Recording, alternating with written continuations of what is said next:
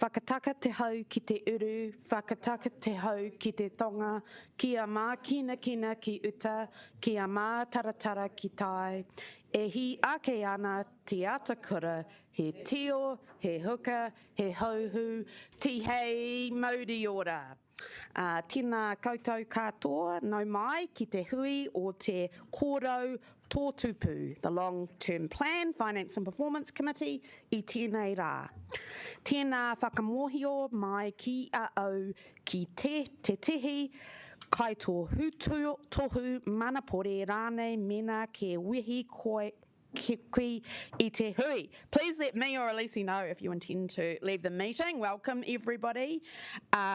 Morning tea will be around 10:30 and we will start with our apologies.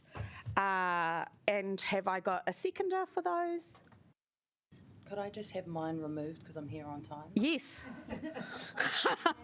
We didn't put yours in because you were here even on timer. Great stuff. So, and a seconder? Councillor Paul can second it because she's here. So that was just lateness for Councillor Calvert was the only one was the left? No. Okay, great. Thank you. We'll put that. E nai ka pōtiatia te mōtini. I now put the motion, which has been moved and seconded.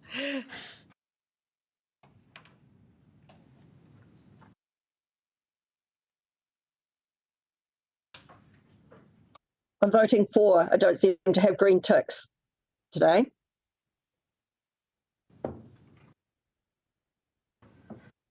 Ka whakapuaki au, kua mana te mōtini. I declare the motion carried. Trying to use a bit more te reo as Councillor O'Neill does in the chair, and I've been letting the side down. All right, conflict of interest declarations, and apologies if I bungle anything. I ngā mema, tēnā whakapuakina o take, whai panga e hangai ana ki te rārangi take. Call on members to declare any conflicts of interest. And there are none. So we will move on to the confirmation of minutes. He whakata koto ana au I te mōtini. I move the motion that we approve the minutes of our meeting held on 18th of May 2023. Mā wai e tautoko.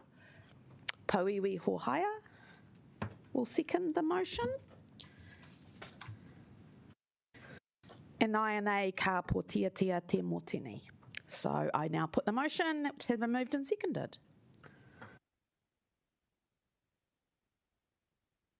I'm voting yes.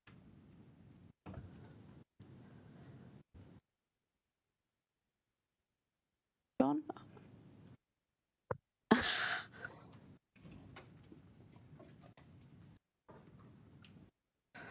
Ka whakapuaki au kua mana te mōtini. I declare the motion carried.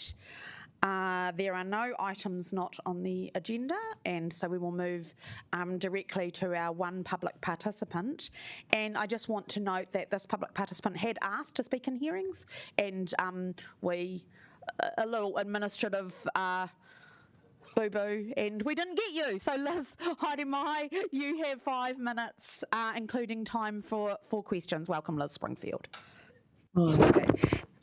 Tēnā koutou councillors, ko Liz Springfield aho. Hey, thanks very much for this chance to speak, and warm greetings from Houghton Bay, and I really appreciate all the support from council staff to be here. First, a couple of big picture comments, and then I want to talk about a fast fix for our South Coast cycling. This year feels like the climate emergency is moving into our backyards, and we need to accelerate emissions cuts to make adaptation possible and cut our climate risks. And I think Wellington is one of the most easiest places to do that. When looking at the planning, could we make sure that all council spending lines up, that we don't undermine the really great climate action investment by expanding emissions with landfill and airport expansion, despite the short-term revenue tied up with those areas? And as well as accelerating climate action, I really strongly support all steps to decolonise the city. This is an area I'm still definitely learning and keen to support, and making living here much more affordable for those that are dealing with low incomes and high housing costs. As a payer of encroachment fees, I'd be very keen to be paying market rates, not below market rates, but that's another story. Hey, so talking about the quick fast fix to South Coast cycling, that could fit into the minor works program this year really easily. It's a very cheap fast fix. Chip seal is about $30 per square metre. That's for big motorway projects. It's going to be more expensive per metre with small projects, obviously, because it's not the same economies of scale. But we're basically looking at a few $1,000s that could be fitted into the minor works program. I'm not saying that this delays any of the really important cycleway projects that are happening now that deal with bigger numbers. Just that this is additional spending at a few $1,000s. And this would make South Coast cycling safer for within months. At the moment, it looks like it's going to take about a decade before the big cycleway plans reach our South Coast, and it's a very long time. And the road from Houghton Bay to Lyall Bay is narrow and windy. It would be legit for cyclists to take the lane to bike in the middle most of the way around, even if that means that you're biking at 20k or 5k, depending if you're biking into a strong wind. But there are a few flat spaces where we could widen the road shoulder. There's a photo that Elise's got up there now, which is good. That's on the coastal side, and it's fairly flat already, but if we could just put some chip seal around that, create 10, 15 metres, and that just means it's safer to move onto that side rather than having a big build-up of traffic behind one, which is really uncomfortable. And what's really scary is seeing drivers pass when there's not much visibility. You're coming around a corner and suddenly somebody's passing. And yeah, it's not good luck.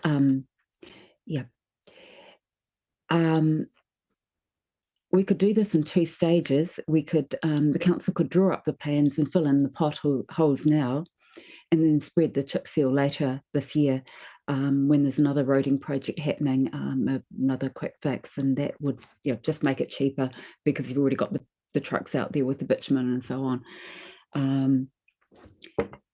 And I've also checked in with Cycle Action Network and Living Streets, and a note that we could also, this is additional, look at doing something similar with the footpaths around the South Coast. It's quite a narrow footpath in many places. You've got runners and people with pushchairs and dogs and trying to squeeze past each other. It's a really cool recreational area as well as a commute route. Right. It would also be good to add some sharrows and signs to remind motorists that safe passing is at least 1.5 metres in terms of the road code, and later extend the 30k speed limit from Lyall Bay round to the South Coast. Anyway, I guess we need to remember that cycling projects have a benefit-cost ratio of usually about 10 times better than some roading projects. So in a way, we're losing money. We're losing quite a lot as a city for every year we delay with cycling projects that make our cycling safer. And cycling is an affordable way of getting around, as well as huge health gains. Anyway, to sum up, this is a fast fix for the South Coast. It's about months, not a decade, and it's cheap at a few $1,000s. Because right now the South Coast is not an all-age, all-ability, a safe cycling space. Thanks very much for this chance to speak with you, and I welcome any questions. And that last photo is just actually, by the time you get to just getting into Lyall Bay, there's suddenly some space to move to the left, and it's such a relief. Thank you, Liz. We've pretty much run out of time, and but I would just like to thank you for taking the time today, and apologies that we didn't schedule you in the hearings, but it's lovely to hear from you today. Thank you. Thank you. Thanks for listening. All right, so we will now move on to general business, and we start with the CCO's Q3 report. So we have our CCOs here with us this morning, and we will hear from them before Jamie introduces the paper. So as we had outlined to councillors earlier on, the process was that CCOs would come as part of these reports by exception if they or we wanted them in particular, and so hence we have 4 CCO colleagues with us today, and the other ones still love us, obviously, and we love them. But these are ones where we thought there was something additional to say or a conversation to have. So we'll start with Experience Wellington. So I'd like to welcome Lou to the table. You can podium or table, whatever suits you best, wherever you feel comfortable. You're there, you can go podium. And Lou's my gym buddy, as we just discovered. So yeah, great to see you, Lou. And this will focus on the Q3 update, so 10 minutes, including time for questions. No mai. Kia ora i te whare, ko Louise Savika tōku ingoa. I'm the Chief Operating Officer Experience Wellington, standing in for Sarah and Jane, who are at board today. And with my coup hat on, I do want to talk today about the joy of making money and how we can do that in ways that enhance visitor experiences. So I'm really hoping to start today with a bit of excitement and give you a bit of joy around how we can make money and how we can all do it together. So to start with though, I do just need to talk and remind everybody of our significant challenges that we're facing. Most of these really relate to infrastructure projects relating to council builds. So our gallery is significantly compromised at the moment by the Tōtōpū project. We're very grateful for the council property team and everybody who's helping us navigate that issue. Unfortunately, noise testing that occurred about 3 weeks ago did show us that the level of disruption was going to be beyond what we'd previously anticipated, and the teams are all rallying together to find solutions that we're working on right this minute. We've also obviously got the road closures around the gallery, but even just the opening up of Victoria Street last week has just meant that the gallery is buzzing again, and Nico was just chocker when I left this morning and was buzzing all day yesterday too. So it's great to see the site and the square activated again. On the 28th of February, we also had the earthquake-prone building declaration go up on the museum. This went really smoothly and again was a great collaboration between Experience Wellington and Council, and we're very, very grateful again for the property team who are ensuring this is a smooth process. And Easton Burke and Anna Culver are attending the board meeting today to talk to our board about next steps with this project. Thank you. Okay, so highlights. So highlights, this is where we get to talk about the wins. So look, it's still not perfect and not where we'd like, but I really wanted to come today and really share that we intend to post an improved year-end position. Some of you will remember that at the end of 2022, things were looking really dire for us.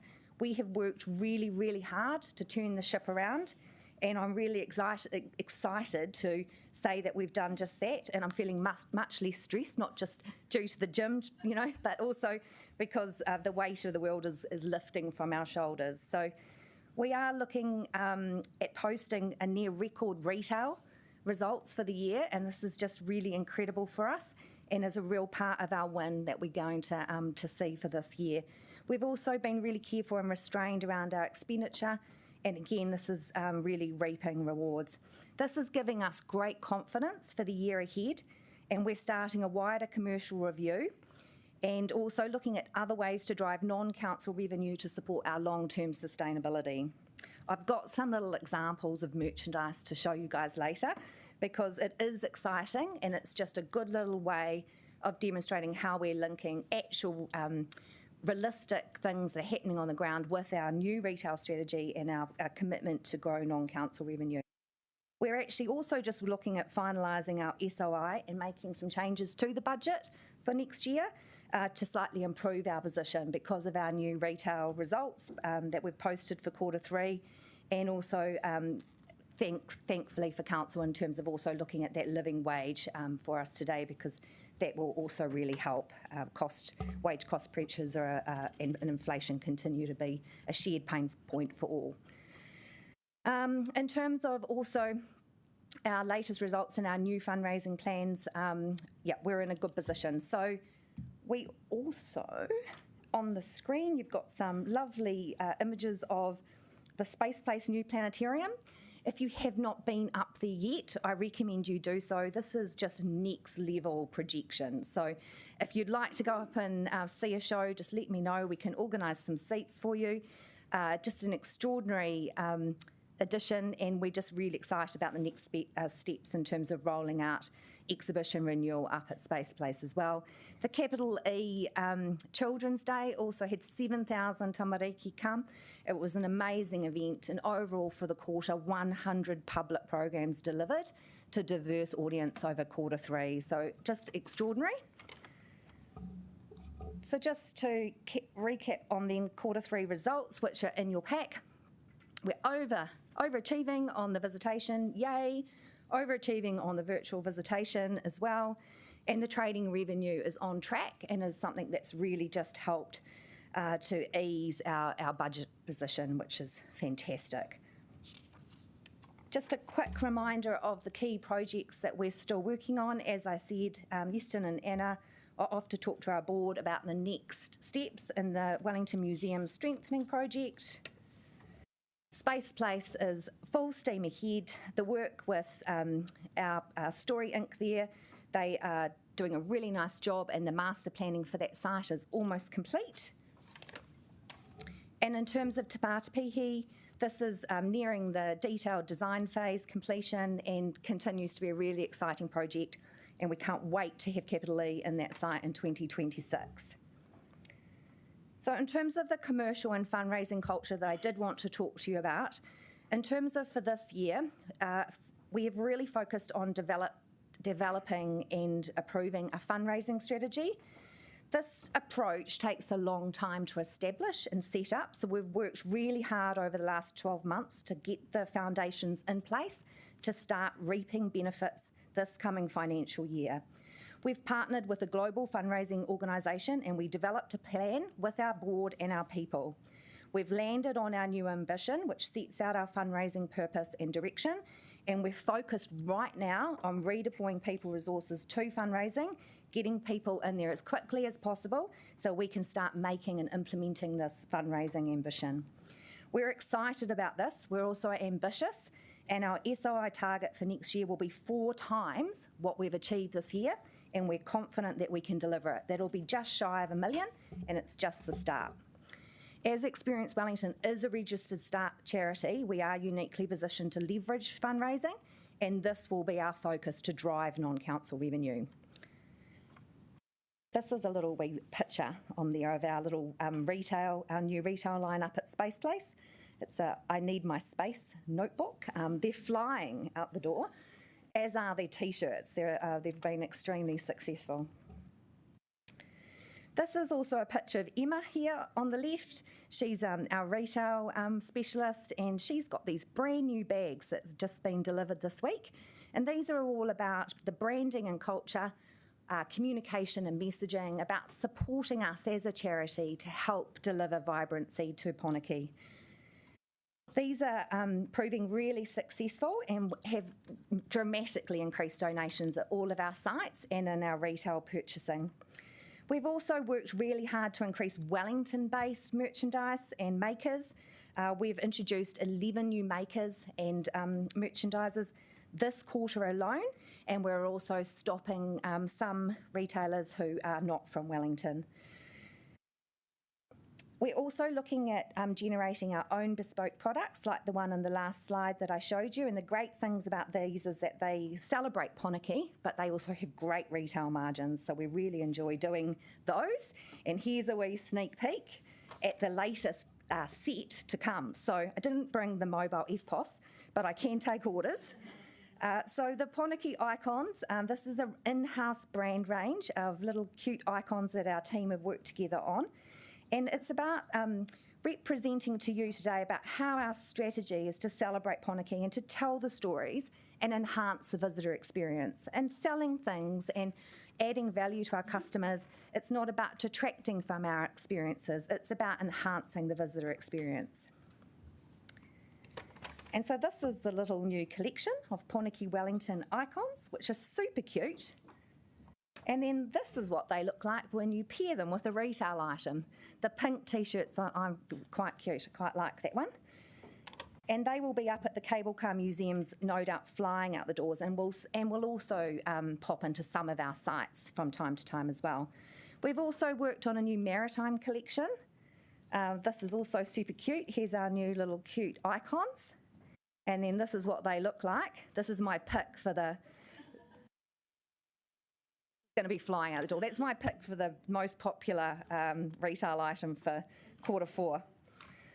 And a wonderful story of Paddy the Wanderer. And there's lovely stories about Paddy in our museum. So everything that we try and do tries to connect and enhance in our experiences. And also we couldn't forget about FIFA, but also just wanted to share with you how we do try and be clever and careful about our retail strategy. And so we know that we may not be able to move all of our retail stock that we perhaps invest in this space, so we want to be smart about it. And as an example, this is the direction that we've therefore taken. We want to empower girls, empower women, and we've created a lovely wee white line that hopefully will be super popular. I think Wonder Woman is something that I could think of as a lovely deserving gift for many. And then there's the little wee notebooks too. So look, just to sum up, as you know, Experience Wellington's had a challenging financial period over the last few years, and our challenges are definitely not over. But we have turned the ship around, and we're really excited and developing confidence as we're starting to see the plans that we've made and the hard mahi start to get some early results. And we're really feeling a lot more confident about the next couple of years. We're also really excited and really want to keep talking with council and councillors and our CCO team about the opportunities of leveraging our charitable status and how we both do that together to deliver for the organisational long term, ensuring our financial prosperity.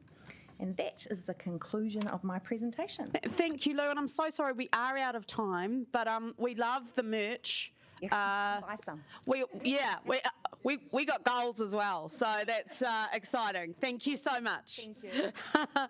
I would like to welcome to the podium John and Tracy. Sorry, I didn't see you, Tracy, but there you are. No mai from Wellington NZ, and we've actually got 20 minutes for Wellington NZ, so there will be hopefully some opportunity for questions because we're going to hear from them a more focused presentation on how Wellington is faring in a post-COVID and high inflation environment. What an exciting, joyful topic.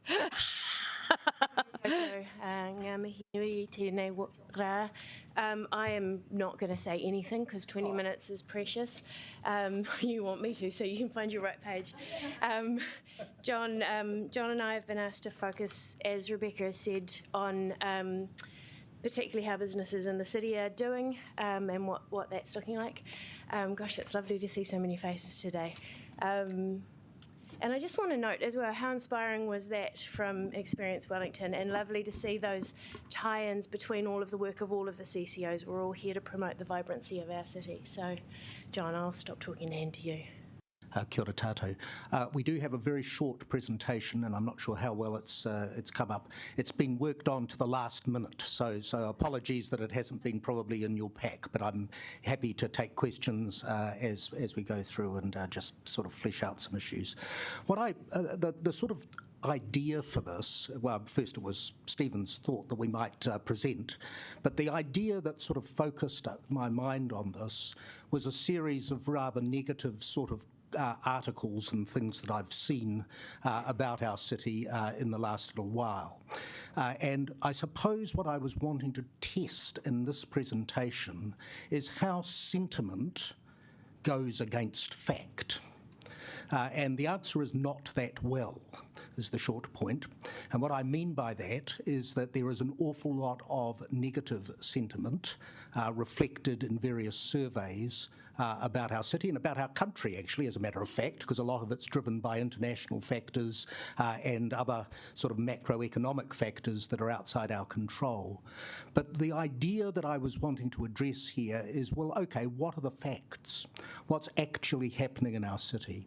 And I think the reality is when you look at the data that our city, while by no means perfect and with some fragilities, is actually performing reasonably strongly, and that there is reason for confidence into the future. So that's the thesis, and I'm happy to debate the thesis as we move through. That first slide that's just come up, the first picture that's just come up, is the Chamber of Commerce business sentiment slide. And as you can see, it's gloomy reading. That similar sort of sentiment can be seen in national statistics around retail sentiment and in national statistics around parts of the visitor economy. So basically, some of the key drivers of our city, the sentiment's negative. So the question is, well, what's really going on here? What are we actually seeing?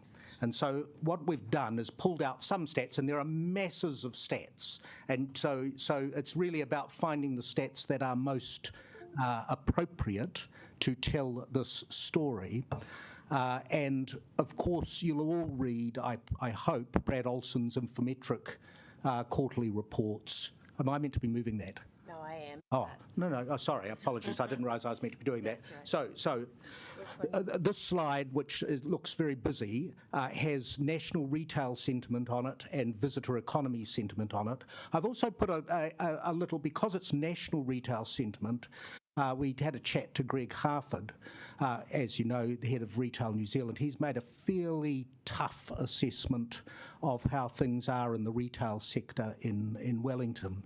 And this is the risk with anecdote, because often we hear anecdotes and they become very, very compelling for us. The question is, does the data actually sustain that proposition? And what I suppose I'm saying to you today is that while I don't doubt you can find retailers that are facing challenge and have some of the views that Greg is expressing, and while we know that there are challenges for our retailers and other businesses in our city, actually the position is not as dire as is suggested in that narrative. And so it's really about trying to help councillors get a wee bit of perspective around stuff that I don't doubt's being in your ear on a regular basis. It's certainly being in our headlines on a regular basis, and you read it as well as I read it. So if you... That one? Mm-hmm. Right. Yeah, so here we are. Here's some. Just I've only been able to put together a few slides because we don't have a lot of time, but just at a sectoral level, at a sentiment level, I thought it was interesting to see that when the Southern SaaS, that's the software as a service companies, they get together in Wellington. It's a part of our important component of our tech sector, and they were asked questions about their sentiment, which of course, should be captured, you would have thought, in the Chamber of Commerce sentiment. They said, and this is the actual results of that survey, about 300 of them participated in it. Only 9% thought prospects were fair to poor. 91% said they were very good or excellent. Now that is extraordinary, and you don't hear that. What you hear is that there's a tech company that's laid off some staff. What you hear is that there's a tech company that's facing challenges getting staff, but the reality is when they assess their performance and their opportunity, they are very positive. And that's critical to our city because that's where the growth is occurring. Underlying it, of course, a healthy economy is jobs. And this city has performed strongly on jobs throughout COVID and continuing. So we continue to produce and fill more jobs across our region. And as you know, the numbers of people on the unemployment benefits and out of work are declining in the city as well. So those are good statistics in terms of a basic economic performance. The office leasing one is interesting, because a lot of the narrative is that there's huge amounts of empty space, and we know there are empty spaces around our city, we see them. But in fact, leasing space has been very, very strong, according to Colliers, over the last period. So it is not a challenge to lease space in our city. There are some areas where it's more challenging than others. So Thorndon, for example, has been a bit more challenging. But across the city, the statistics from Collier's suggest the performance is strong. In retail, the retail spend, consumer spend has increased. Now, of course, it hasn't increased as much as inflation, so I'm not suggesting things are perfect here, but I am suggesting that it's not a narrative of doom and disaster. You'll see the retail sales were down about 0.7%. So again, it's not strong and it's not probably where we would like it to be, but it's not a disaster. So again, just thinking about sentiment, thinking about stats, and trying to get a slightly more robust picture of the city and what is happening. And expecting that I'll be interrupted by someone who wants to contest these propositions with me at some point. Diane, would you like to do it now? Way you go. You go with your graph. What would you like to do? Look, and I was just actually pointing that to Tracy, but I am hearing that things are great in our city, and I'm looking at the Massey site, which collates, shows an ongoing, how accurate it is, I don't know, but GDP. Wellington region is the only one in negative figures. All the other parts of New Zealand are above zero. So I'm sure what you're saying is fine, but I get a sense that we really need a bit of a, I won't say think tank, but we need to get some people around the table and actually agree, and I just wonder, would you agree that we actually need to make sure we've got one source of the truth or one? Yeah. Well, there are masses of different data points. So because, I mean, if you look at the latest quarterly economic monitor from Infometrics, they say that Wellington NZ's economic gross domestic product grew 1.1%. So I'm not saying that you're wrong at all. All I'm saying is that you can get different, slightly different perspectives depending on different data sets and different time frames and all those sorts of things. So look, I'm not sitting here saying there aren't challenges for our city, and I'm not sitting here and saying that there aren't people doing it tough in our city. There are. I know I'm leading at a university that is facing some of those challenges in attracting young people to our city at the moment, and part of that is around housing and things of that kind. So I do understand those challenges, and I think all councillors do. But I think what I'm trying to say to you is that it's important, as we have that conversation, Diane, that we maintain a perspective, and that we don't allow ourselves to go down a rabbit hole that is simply constantly fed by negative anecdote, and we constantly try to reference back into the data. And there are different data sets, so I'm not suggesting this is the only analysis you can use, but all I'm saying to you is that I suppose it was born of a frustration in my mind that a lot of the narrative was very, very anecdotal. And based on individual views and individual perspectives. Those are honest to those people, and that's a legitimate. I'm not contesting their veracity of what they are thinking. All I'm saying is that actually, when you look at the data, that you can raise some different perspectives. And if I continue just briefly, I know I've got a minute or two. You're going fine, John. And you can interrupt me, please. But that's because that's exactly a good point. Yeah, the Massey map. Yeah, so I'm not contending, and I'm not contesting, but if you look at Brad's numbers, they're slightly different. Visitor economy. This is another area where, the sentiment is a bit mixed, but the reality is we've actually done really, really well. And again, if you look at the Infometric stats, they'll give you that data, but you can see that our spend from both domestic and international tourists in March was actually ahead of March 2019, so that's pre-COVID. So that's pretty remarkable that we've bounced back to that level. And that's remembering that we don't have the same level of air connectivity into the Australian market that we had pre-COVID. So there's some, we're working on that, as you know. We've got the Brisbane flight coming, so that's good, and that will be beneficial again. So it's just to understand that if you look at the accommodation data, guest nights well up. Now, there's one factor that I would put just into the mix, is that April wasn't a great month. So March is often where this data is going to. April was a more challenging month, largely, I suspect, because it had a lot of holidays in it. And so I suspect that's the reason. But we are cautiously watching what's happening in May, because there was softness in the March month. So I'm not. So then I've just got a quick piece on. Oh, hang on. Have I done them all those? I've done all of those. Just make sure I've done all of them. Accommodation. So we've done the visitor economy, done retail, done the business measures. So that's good. So then I can just move forward.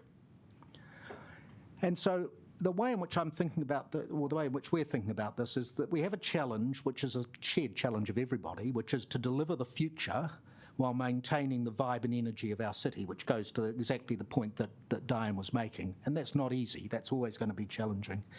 And effectively, the Wellington NZ response to that lies in events and attracting visitors. And we do that with things like Tākina, and we had that marvellous ceremony this morning, and it's just, it is so exciting to think that we're going to have 500,000 people, many of them out of town, going through that facility in the course of the next year. And if you think about that for the hospitality sector, for the hotels, that's really terrific. We've got FIFA, as was highlighted before, coming up, and we've got a range of other events on the horizon with Kia Mau, with WOW, with, it's just sort of event after event. Events work, just by the by.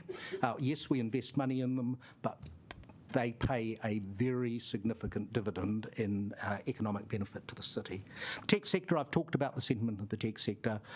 This is a serious growth opportunity. It's a huge opportunity for our rangatahi for work in the future, and the Mayor opened a forum we did at the Michael Fowler Centre the other day with about 800 or 900 secondary students from all across our city and region, engaging with the founders of tech businesses, talking about tech, understanding careers in the tech business, and how they might be able to get involved in it. So that's a sector that I'm passionate and genuinely believe can create value for us. Screen sector, you'll have seen the government's confirmed that we are going to continue to have a rebate in the screen sector, so that's a mighty big relief for a lot of folk. It's still going to be challenging because, as you will have seen, the Australian government has moved more aggressively than the New Zealand government in that space. But we've got excellent people, we've got excellent facilities, and so there's lots of reasons to come here to make films. I mean, because of the talent. But it is good to get that rebate confirmed, and it's been a lot of work for us. Science City, you'll have seen a lot about Science City and the $450 million that's being invested in science infrastructure and capability in our city. It is fantastic for us. Obviously, some of it is out at Gracefield with Callaghan and with Robinson and Ferrier Institutes. Some of it's going to be in the CBD and the Kelvin campus of Vic and in other parts of the infrastructure here, and some of it's going to be around NIWA. The NIWA building and a NIWA hub. So, look, it's an exciting opportunity for us, an exciting opportunity for our scientists and for the science sector. And then the last thing we're doing is marketing with impact. And it's really hard when you're a small place on a big stage to get impact from any marketing you do. So we're working hard, and this is just a heads up, really, that with FIFA and the Women's World Cup, we're going to do some quirky marketing to get cut through on the international stage, particularly in the United States, actually, because it's an incredibly important market, and the US team's hot in the World Cup, while we have the eyes of the world on us. So don't be surprised by quirk.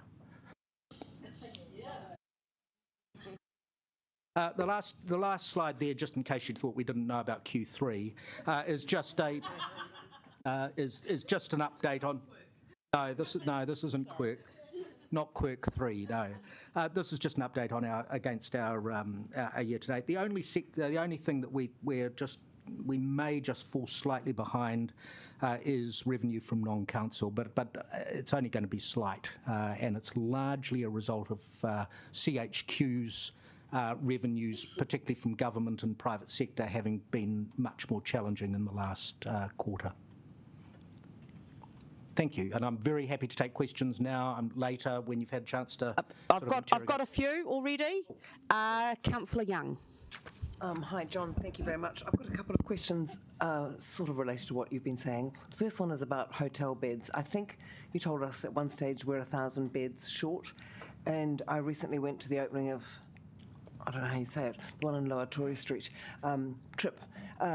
But how many beds are there in the pipeline, do you know? Because there are quite a few hotels under construction. There's been quite a bit of additional accommodation released in the last little while. It's from a couple of things. It's from new hotels coming on stream like TRIP, and it's from some floors of hotels had been, because of resourcing, had been not functioning, so they've been progressively opened up. So there's more capacity in the hotel market at the moment.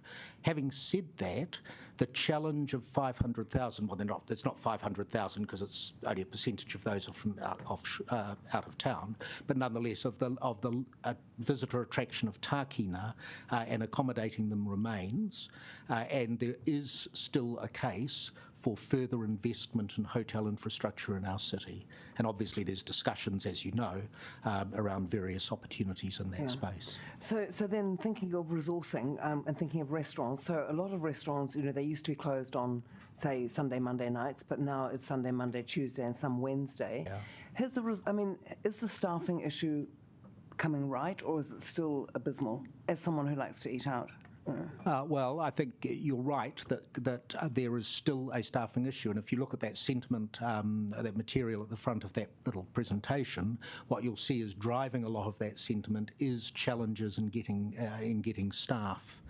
For people. What we know is that immigration is improving, so we're seeing more people across the border. You've seen the statistics around that, and some of those people are in that sort of younger travel set.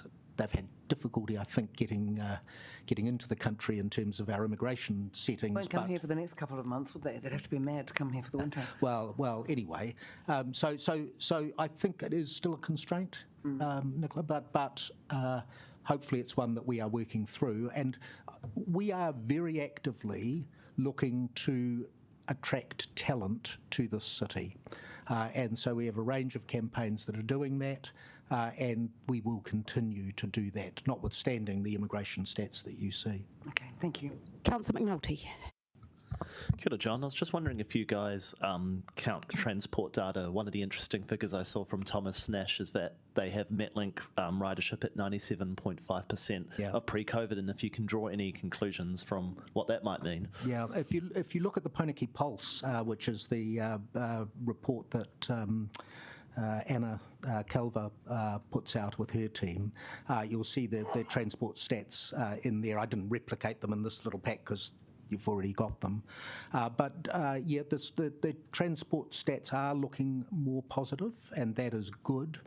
The interesting thing for me is what the distribution of population, how many people are leaving the Wellington city area and looking to live further out because of cost and other constraints, and then coming back into town. I think there's some quite interesting questions raised by that data, but you're right to reference it. Councillor Brown. Actually, the latest Poniki Pulse doesn't talk anything about people on public transport. I've got a couple of questions. One is, as you know, I'm very interested in the Science City initiative. And the government has obviously coughed up a lot of money, which is fantastic. But what I'm concerned about is the value that we now extract out of that, because we've actually, let's just say we've got their money. So now how do we make sure that we get the greatest value out of it by attracting the smartest people and having them build businesses? And I'd like to know whether you guys are engaged with a strategy to basically commercialise some of the science spend, because otherwise it's just going to be government spending and the money's going to be spent and we're not going to see anything for it. So what are we going to do to actually make sure that real value grows out of this colossal amount of money? Yeah. So I think the answer to that is Science City is at a relatively early stage. So the concept has been approved by government and the funding has been approved, but there's still business cases to be prepared around particular components, the three hubs, if you like, that comprise Science City. What will be happening is that we will be engaged in the conversation that is around the shaping of those business cases, and we will be able to inject exactly the point you're making, Tim, which is the importance of commercialisation in that mix. It is already there to some extent because the development of the Callaghan facility at Gracefield is intended to develop an innovation centre as part of that component there, but there's a lot more we can do. There's science in the Ferrier and in Robinson that is just genuinely world class and which is being commercialised but could be commercialised more broadly and more quickly. And we want it commercialised here. I understand. Yeah. Well, I'm afraid we're out of time for any more questions. So I know, Councillor Brown, you had others, and Councillor Chung, of you take that offline with John. Thank you, John and Tracy. Lovely to see you. Really good food for thought. Thank you. I would now like to welcome to the table our friends from Zealandia, Danielle and Philip. Haere mai. And you have, I was saying to Danielle, I was excited to hear her on the radio the other week. I know that lady. And it was a great story about many of the things that are included in this report. So welcome. Leave it to you, 10 minutes, including time for questions. Thank you. Thank you very much. Thank you very much indeed. And I'd just like to start by commenting on a couple of things that John raised. It's well known that in terms of the confidence that people have generally in households, it's affected, it's not so much by businesses, but from household confidence, it's generally affected by these high interest rates, and the weather and weather events is making people not as confident as they otherwise might be. So in the spring it might get better. Zealandia remains in good shape. We're going to be posting at the 30th of June our 9th in a row operating surplus, and it'll be a bottom line surplus as well. And we have budgeted for 3 more in the current budgeting period, so we're all in good shape. The team is in good morale, and the operations are going very well indeed.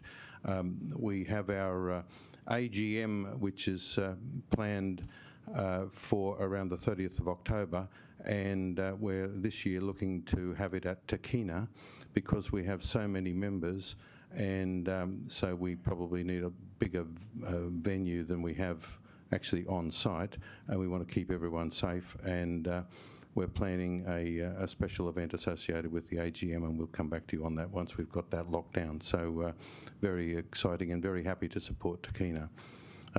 Danielle's got some other matters she'd like to discuss with you, and I'll pass over to her now. Thanks, Philip. Tēnā koutou katoa. Really today I wanted to talk to you about at its core, our newest citizens in Wellington, our little common bully, or toi toi.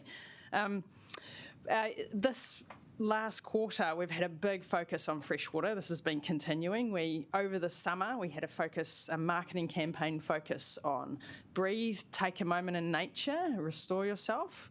And this month, or this last month, we've been moved into this know your why. Why are you interested in the environment? Why are you interested in fresh water? How can you care for your local stream, your local catchment? Looking forward, we move into actually stimulating action for those local streams, which really are the arterial blood of our city. So, but as I mentioned, our latest citizens, the slides will jump around. This fish had to compete with a more furry member of our city, the snow leopards, unfortunately, but in fact they did incredibly well, and they They held It's their not a fair own. fight, really, is it? That's right, that's right. They are, of course, slimy, not furry, but they did attract hundreds, if not thousands, of visitors to come and see and experience this fish, which we normally don't get to see. So the common bully or toitoi, they are small and unassuming, as you can see there. They blend into their landscape, but they have a huge impact on our environment. These guys, they partner with our freshwater mussel, our kākahi.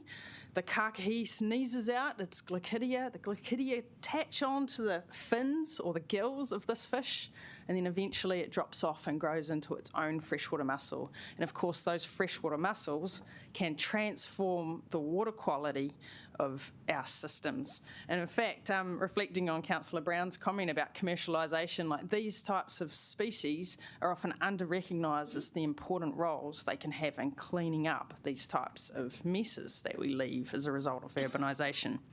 So huge opportunities in the future thinking about things like that.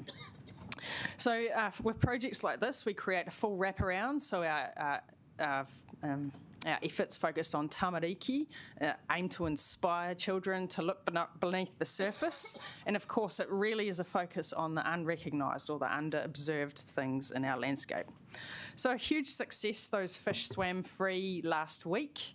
And we, of course, will be doing top-ups into the future. This was a partnership with Mana Whenua, and we got quite considerable media coverage as well. So not just there was actually a half-hour, Radio New Zealand segment, but also News Hub and a number of others. So despite the fact we were competing with our cute, furry, fluffy friends over at the zoo, the toitoi have made a really big splash. So thank you all for your support on that particular work. That is the main thing I wanted to, but the last slide, if it will flick over, it doesn't really matter. There we go. You know, Zealandia, as Philip mentioned, is in very, very good shape right now. We started off with a few fewer visitors than we would have expected in the first quarter, but have come home laughing. And of course, the weather will be a big determinant as to what happens this quarter. But this last quarter, we're 11,000 over our visitor targets, and year to date, we're close to 20,000 visitors over our targets. And as Philip also mentioned, we're looking towards a bottom line surplus. We'll keep containing costs, but doing this incredible work as we go.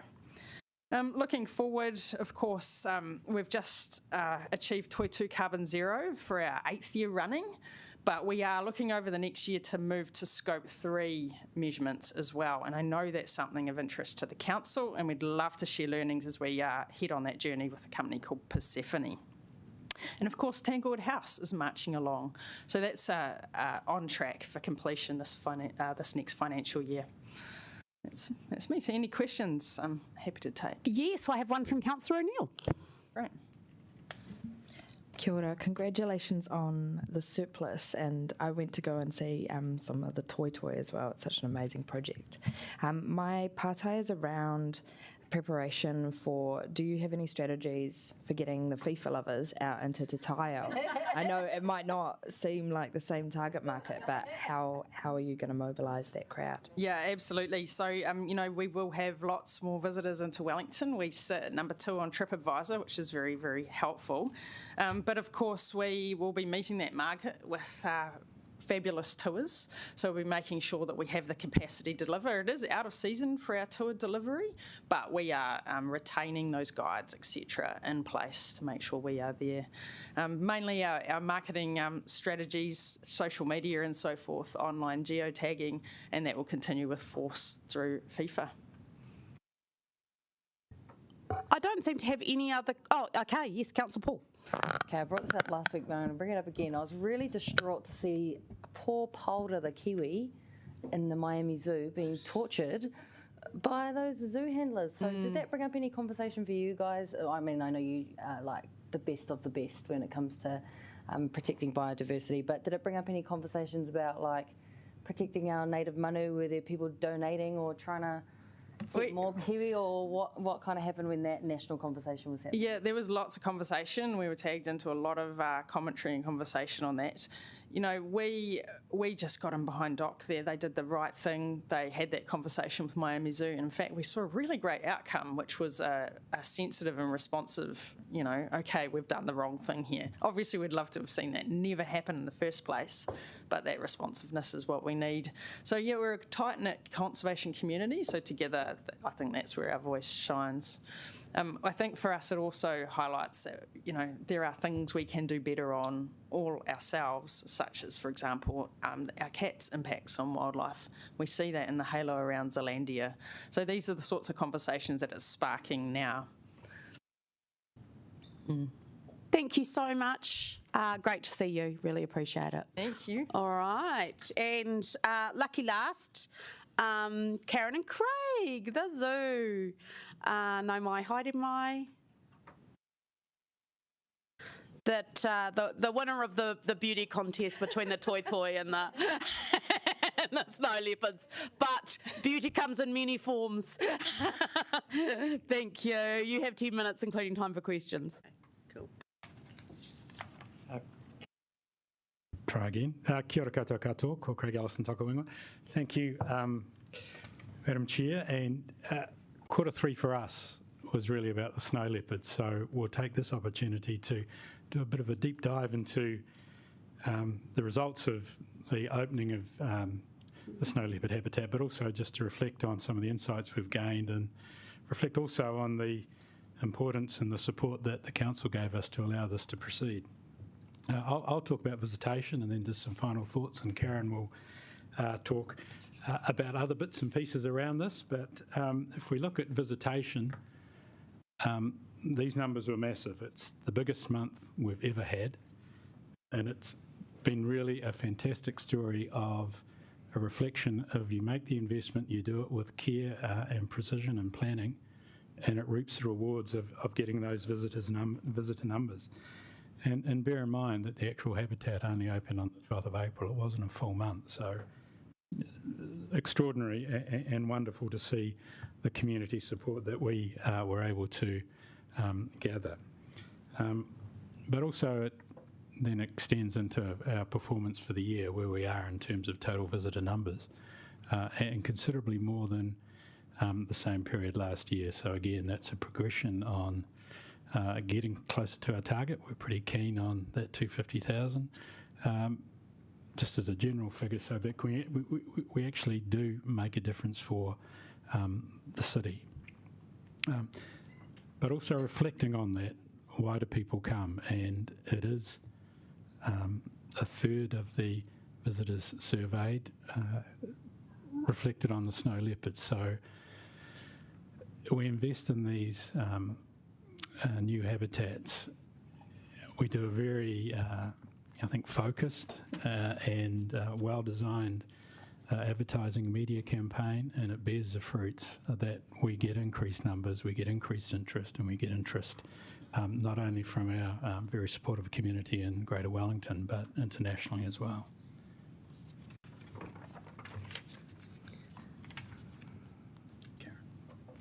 Thanks, Craig. I don't know what's happening with this. Oh, there we go. I just want to comment about that. I've been working in zoos for about 30 years, and I've never seen anything like this except for when zoos get giant panda. So it was a bit insane. We did not, I mean, we knew that people love big cats, but this was beyond all of our expectations. So the cats certainly did their job, put it that way. In terms of looking at the whole experience, it was really an opportunity for us to think about climate change, climate action. These are climate refugee species. We know that tigers are moving into snow leopard habitat in the Himalayas, which is causing conflict not only with people but also now with tigers. So the snow leopards are really under pressure. So it was a really good opportunity for us to talk about some of these issues that the snow leopards are facing, and for people who visit our zoo to actually do things to protect them, even though they're a long way away. I mean, the theme of the visitor experience is protect the protectors. So in Nepal, they talk about the snow leopards being the protectors of the mountain. So the whole visitor experience was about protecting the protectors and making sure it was an immersive and interactive journey for our visitors so that they can pledge some of the things they might want to do to protect the snow leopards as well. In terms of retail, yeah, everyone's talked about retail today, which is quite interesting. We had the highest ever month of retail sales as well. I don't think there's a snow leopard toy in New Zealand, if the world. It's just been insane. So I still want to sell the big one that sits in our shop. That has not gone yet. Her name's Shakira, by the way. The staff have named her. She's about $2,000. Go on, Tim. Anyway, so I would love to sell Shakira.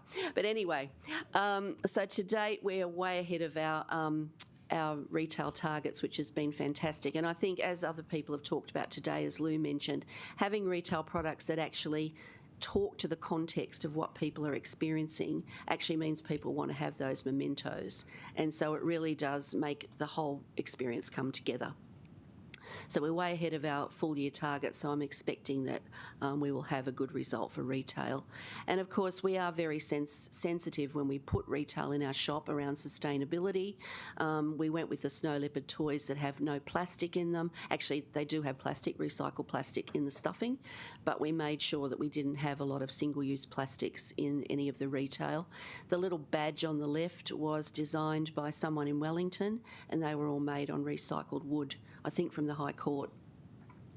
The bags came from a charity in India that helps people, helps women particularly back into work. So we think about these things when we're putting retail into our shop. And one of the things I was very excited about was our new conservation partner. We do a lot of work already in Nepal with Red Panda Network, but Red Panda Network work with Mountain Spirit, who are our conservation partner for snow leopards. So it was very exciting to have Shailendra from Mountain Spirit here for the opening, which was nice actually because he studied in New Zealand, so he knew a lot of people in New Zealand and he was able to go and make some of those contacts again. And of course he talked about how important it was to work with organisations like Wellington Zoo to help them do their work in Nepal for community as well as for the animals. And the other benefits. Do you want me to do this one? Okay. You? Me? Me. Okay. A huge benefit. Well, one of the things was the reach for social media. And what was really interesting that over 250 million estimated reach for the snow leopards. It was incredible. And of course, every time people click on that, they're seeing the word Wellington, right? So I think that's a really good thing for our city that they actually get that message from our social media as well. I've just been in Calgary for our World Association of Zoos and Aquariums Council meeting, and the board chair of Calgary Zoo said to me, "Oh, Wellington Zoo is my favourite zoo in the world." And I said, "Have you been to Wellington Zoo?" She said, "Oh, no, I just follow you on social media." So I'm like, okay, I'll take it. So stories were all over the New Zealand media outlets, internationally, in the US, globally, really. So with our fundraising, considering we were in COVID when we started this process to raise funds to bring Asher and Manju to Wellington, we raised over $2.3 million towards the project costs, which was, something we were very proud of. And I think it's really important that we upgrade this asset that Wellington City has. It's been vacant for 10 years and it was no longer fit for purpose, but I think what's really beautiful is seeing the leopards actually use it. And I must go back to the beginning because I want to show you something if it works. I'm not sure if I can get it to work. There is actually a video on this. I don't know if you guys can work the video. I probably no, sorry. That's okay. Anyway, there's a video of Asher coming down and actually using the climbing pole. Oh, there you go. It's not very long. It's only a couple of... So she comes down and they're actually using all of the habitat, which has been fabulous to see. And she gets up there. I mean, the strength in her legs is quite incredible. And they really are perfection. They're just so beautiful. And she's just doing what a snow leopard should do. So thank you very much. Beautiful. I do have a couple of questions. We'll try and whip through them quickly. The first, Councillor McNulty. Hey, thanks, team. I was there a week ago with my sister, and the comment she kept making, pertinent to the question, was this place used to be so depressing. So first time in a decade she's visited. Do you guys feel empowered, resourced to make sure we never fall back to that state of this place is so depressing? That's the thing that I've held on to for the whole time I've been here. And it's very easy to lose it. It can be quick. And, you know, as I said, I've worked in zoos for 30 years and I've seen it happen around the world. And so I'm quite vigilant about that and making sure that we do have the investment. And as Craig said, when the investment's right, you get the return. And so we have a good reputation globally amongst the zoo community as well as in Wellingtonians. So it's really important that we keep that reputation, that the animals are well cared for. We talk about our 3 customers: visitors, animals, staff, making sure that we have the right staff to care for the animals, that the animals have a happy life, and that visitors feel like your sister felt, that it was a much better place to come to. So that's been really my driver for the whole time, that, you know, you can do zoos very well or you can do them badly, and I don't want us to be in the bad category. Yeah. Real quick one, Councillor Young. Any plans to bring in male mountain snow leopards for breeding? Because, I mean, cubs would be an even bigger attraction. Oh, my God, cubs. I'd be beside myself. But they would, Tim. Well, they are pretty lovely. It's not a petting zoo, that's exactly right.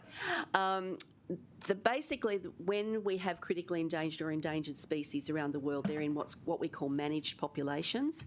And so species coordinators decide who will hold which animals, whether they're breeding pairs, whether they're part of the population that's held for the total population. So at the moment, we have the sisters as part of that breeding program.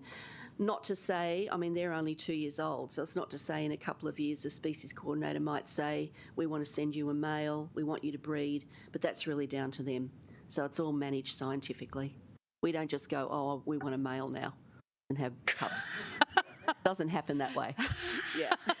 So often doesn't in real life either. Like both. We're out of time. Thank you. Thank you.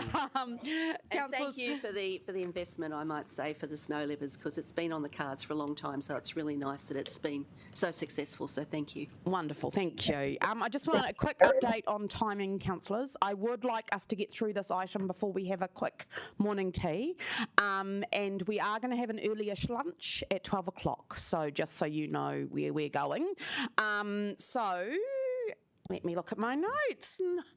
No, my Jamie Crump, ki te hora I te kōrero. Please welcome Jamie Crump to introduce the report. Ata Marie, tēnā koutou katoa, and no mai haere mai to our CCO whānau present here today. In introducing the CCO's Q3 summary report, I'd just really like to reiterate what you've heard this morning, that our CCO's performance during Q3 continues to provide a strong and positive window into how Pōneke is building back from COVID-19. And as you heard, look, this is really highlighted by the ongoing rebound in manuhiri, you know, domestic and international visitation, and in particular cruise ships, and the very strong events program that we have. From a financial performance point of view, cable car and Venues Wellington are forecasting to deliver year-end surpluses, and you know, as you've heard this morning, it's been a very strong second half of the year for Experience Wellington and and the zoo. So they're forecasting reduced deficits off the back of that really strong performance. I'd also like to acknowledge that we're making continued improvements to the CCO's quarterly reports, following on from the implementation of the consistent template that was introduced last quarter. You'll note that this quarter each CCO has a financial summary section that is consistent with how we report at a business unit level across council and council's overall quarterly report. Ngā mihi nui, that's all from me. I'm happy to take any pārtai, but also don't want to keep you from morning tea. He pārtai me utu I mua I te taupatupatu. Any questions for Jamie? After all that, when I said that, no. Okay, all right, thank you, Jamie. I will now pass over to the Deputy Mayor, who's going to move this paper. Lucky me. Kia ora tātou, and just a big mihi to all of our CCOs for their excellence in what they bring to the vibrancy of our city, to the people of Wellington, to our biodiversity, to our new guests or our new and actual Wellingtonians, actually, with our snow leopards, Asha and Manju, and just, you're always a big ray of sunshine when you come into the room, and we really need to hear your stories of what's going on out there and appreciate them greatly. So thank you. We just want to acknowledge the innovation that's going on, particularly around funding, given that we all want to do the mighty mahi, but actually money is a challenge for us. And so I just want to really thank you all, particularly exciting for me to see the new retail offerings. And not only are you working hard, Wellington NZ and Wellington Zoo, but you're considering how you are doing that with your greater kaupapa in mind. So thank you. And also just for all the effort you have gone to fundraising. I know that takes a lot of energy, but it is really inspiring for us to hear those stories this morning. Louise, thank you. And just also a big mihi to Wellington NZ for bringing a different perspective on the economic well-being in our city at the moment. That is so appreciated, and also for acknowledging the future events that we've got to look forward to this year and what that will bring. And after being at the Blessing for Tākina this morning, I think we're going to really wow our manuhiri into our pōneke, and I'm sure that they'll be spilling out onto our streets and going to our other places and spaces for great Wellington experiences. So definitely happy to move this paper, Q3 report today. Kia ora, and you will note we are putting the timer on. Obviously we've got a busy day today, so you can keep an eye on that, and I'll do very gentle reminders. Yes. So I'm looking for a seconder. Councillor McNulty, I saw your hand first. Sorry, Liz. And do you want to speak? I'll reserve.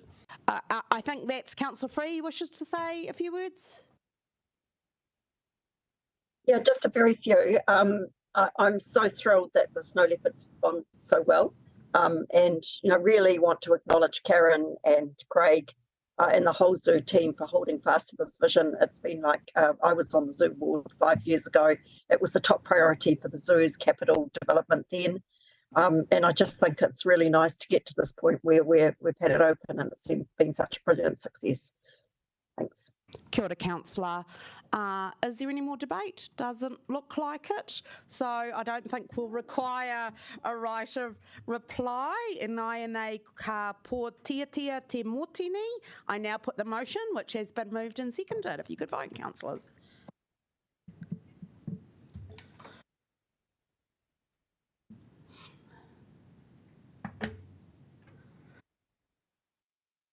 All right, thank you. That is passed unanimously. We will now take a 10-minute break for morning tea.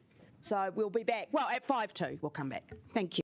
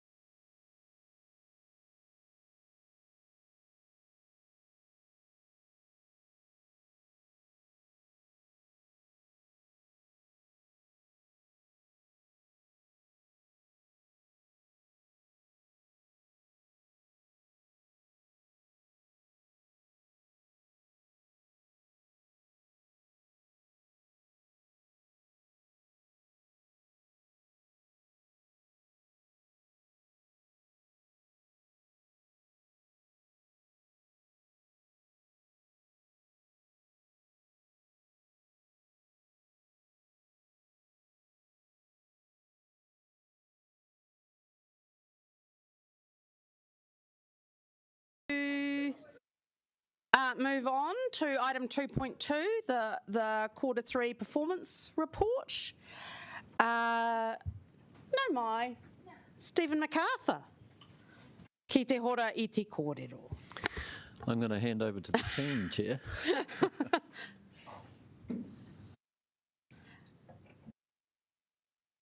Jocelyn.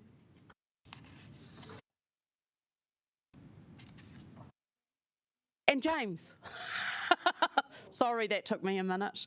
If you'd like to introduce the report, thank you. Thank you. Okay. Kia ora koutou. The quarter report is a governance document that is reporting on an exceptions-only basis. I'm going to talk to the non-financial component of it, and James here will be talking to the financial component. You've all got a copy of the quarter report. I've got some hard copies should you wish to have them. Yes, certainly. Here we go. Oh, is there anything else? What one? Nope. Okay. New to the report in Q3 is an update on the implementation of 5 key strategies. These strategies are the Tupiki Ora Māori strategy, which is also a feature in the report this time round, Te Atakura First to Zero, Children and Young Persons strategy, the Aho Tini 2030 Arts, Culture and Creative strategy, and the Hei Rotaki Ohanga Oranga Economic Wellbeing strategy. At the moment, it's too early to provide an implementation status for Tupiki Ora, but the rest are green.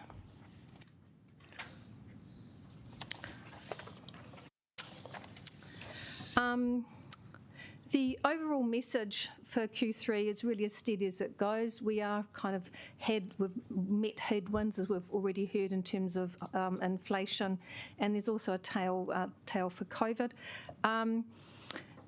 We are, in Q3, we have 64% of our KPIs that report quarterly met their target. Now, this was down from 72% in Q2.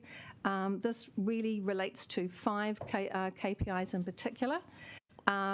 These KPIs are 2 that relate to Wellington Water, and I'll talk about those separately in just a minute. 2 CCO KPIs, 1 which was impacted by weather and 1 which had a lowered revenue, and 1 KPI that did not report in Q3.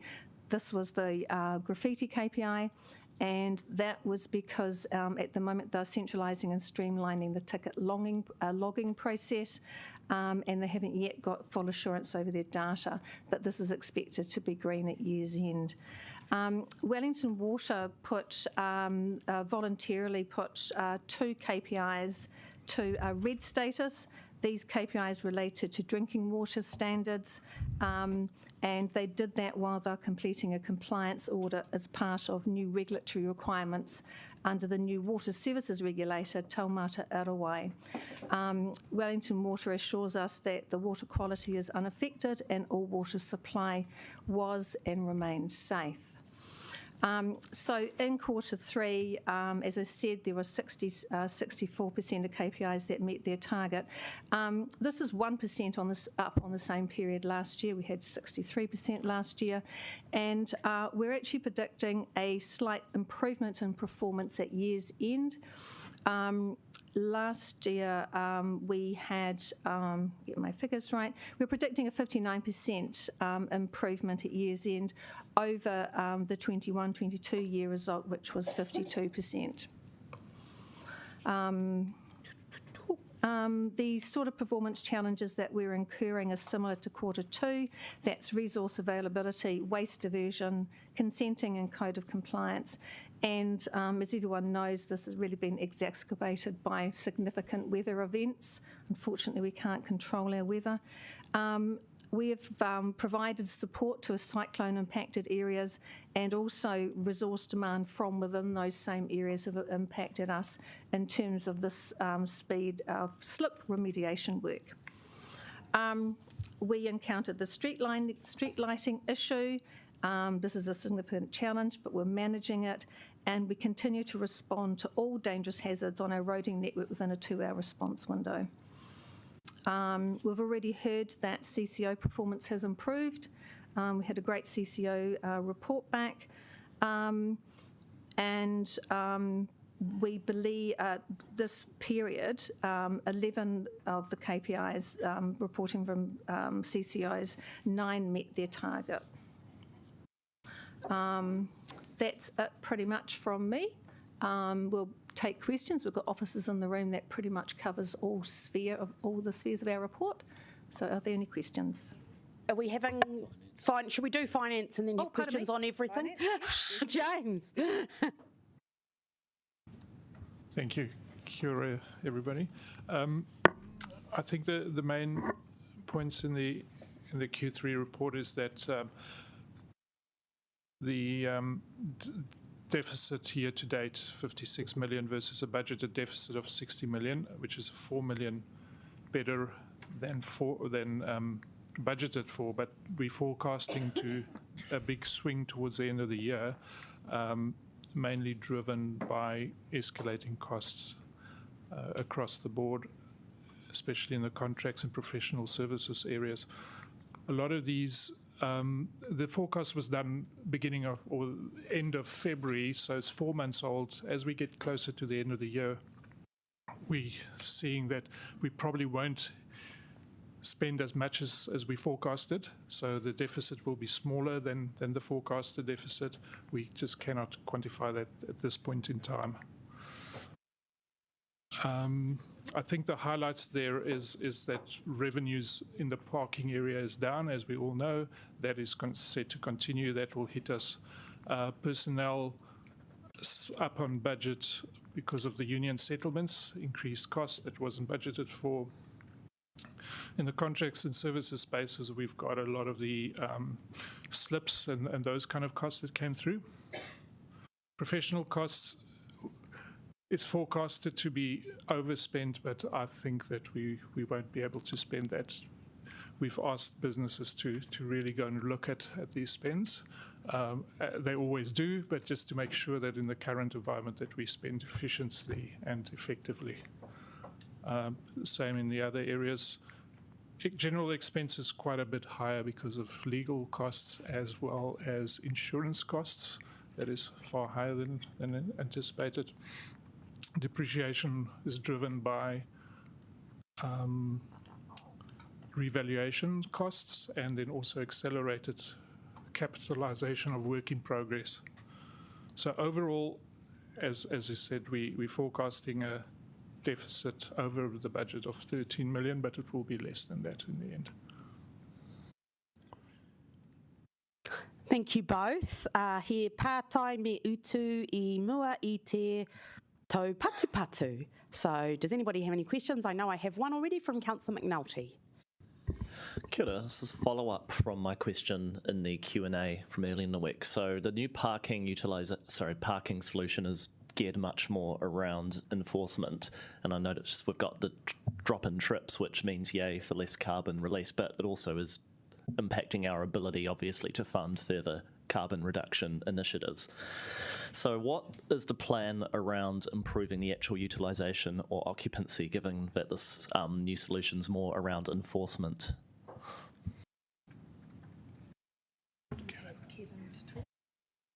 Kevin, it's your time to shine.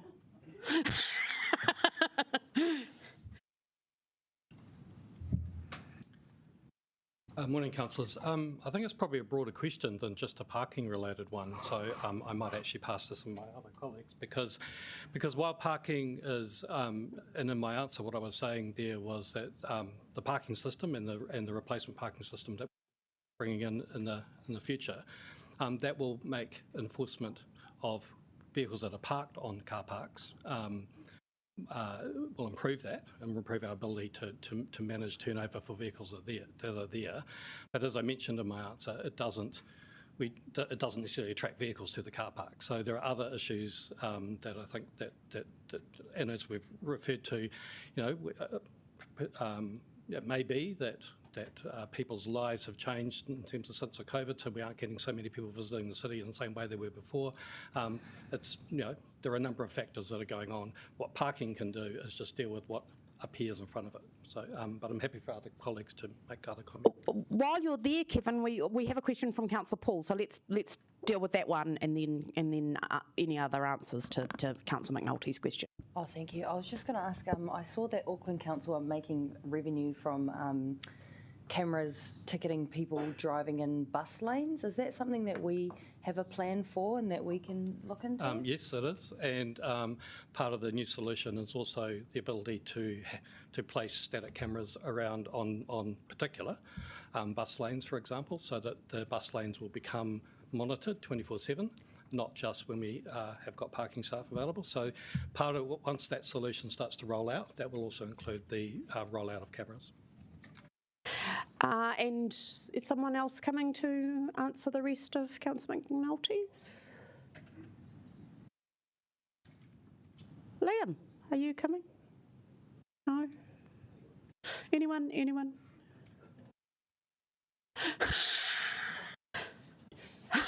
Do you get the question then? We can ask it again. What's going on in the city that will attract people back?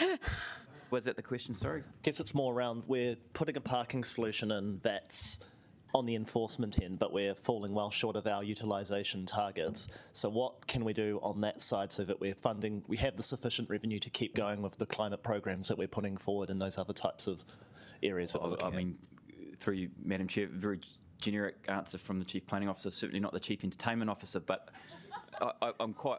Sounds fun! It does, doesn't it? Not a role in Wellington City's Council. No, I think, the Poniki Promise in particular, there's some really good work that the Economic Development team's doing that's going to refresh the Courtney Place area and the entertainment precinct. And our ongoing role in upping our maintenance regime in the CBD will make a big difference. I think particularly the presentation from John Allen this morning shows that, we shouldn't pay too much attention to anecdotes and sentiment. It's actually facts and data that pay off. I mean, in this instance, we are in a pretty tough inflationary environment, but when the economy picks up, I expect you'll also see a requisite pickup in occupancy rates at car parking. Just to help out Liam, there is a briefing, in fact, planned on the economic wellbeing strategy and progress around that, and including a focus on the CBD, which kind of moves forward from what John Allen was talking about today, but what plans are actually in place to stimulate and bring people back. And that's planned, I think, in the next couple of weeks. I think that answer confirms that Stephen is the Chief Fun Officer. I've got a couple of questions, well, a question for Siobhan, just to sort of give us a bit more context around points 3 and 4 of the recommendations, as we didn't particularly cover that off. Yep. So in terms of Wellington Water, and James, you might need to help me out. So my recollection is that the original budget was 65 for CapEx, and then when we rephased it in September, October last year, we actually reduced that to 50 because they'd only spent 50 the year before, and all indications are that they weren't going to be able to spend the full 65. As it turns out, they can. So we're just bringing that back into the budget, so there's no additional money, we're just bringing back what was rephased out. And the NIA project, yeah, this is pretty disappointing that this has come in late in the piece. So this is really around variations to this contract, which I think have been sitting with the independent engineer to contract for way too long. So this covers off weather delays, COVID impact delays, as well as the additional slips that have happened on Niagara Gorge as construction's been underway. So a lot of it's due to extension of time. So every time you extend it, the cost increases, contractor costs increase, traffic management costs increase, etc. So that's the cause of that. But that can be covered. So again, there's no additional budget requirement. That's being covered by underspends in other areas. Thank you. I have a question from Councillor Brown. A couple of questions. The first one was just on page 23. You indicate that the housing spend is expected to be 3.3 million against the budget of 5.3, and I'm just wondering why we're underspending $2 million on the housing upgrade.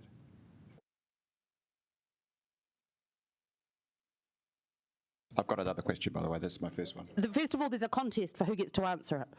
Yeah, it's probably just a timing issue at the moment because we're still, sorry, yeah, Tim.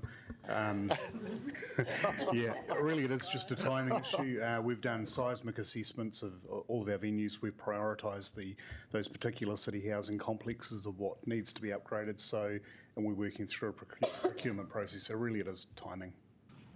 Thanks. The second question is, thanks Siobhan for the comment about the Wellington Water CapEx. This relates both to the CapEx spend and to the OpEx numbers, which I don't fully understand, which are on page 31. But do we have any visibility around where the money is actually going? I mean, obviously they have spent on the CapEx side at a much greater rate, but do we know what we've actually bought for our $65 million? And with respect to the OpEx, which seems to have bounced around a bit again, do we have visibility when they turn up and ask us for additional funding? So we get monthly CapEx and OpEx reports from them, but that's at a level of numbers. We will be requiring a report on what they've achieved at the end of the year for their capital plan. So each year they're required to provide us with a plan for their CapEx spend ahead of time. So we'll be looking at what they have achieved. So we haven't received that yet. Councillor Randall.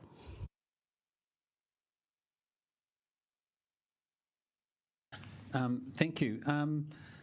Just in terms of the CapEx spend, it's noted that the increase for these amounts will have an insignificant interest cost impact. I mean, is there an amount, that is insignificant that you can tell us? What is it like? It's not nothing, is it? Because the interest rates are quite high.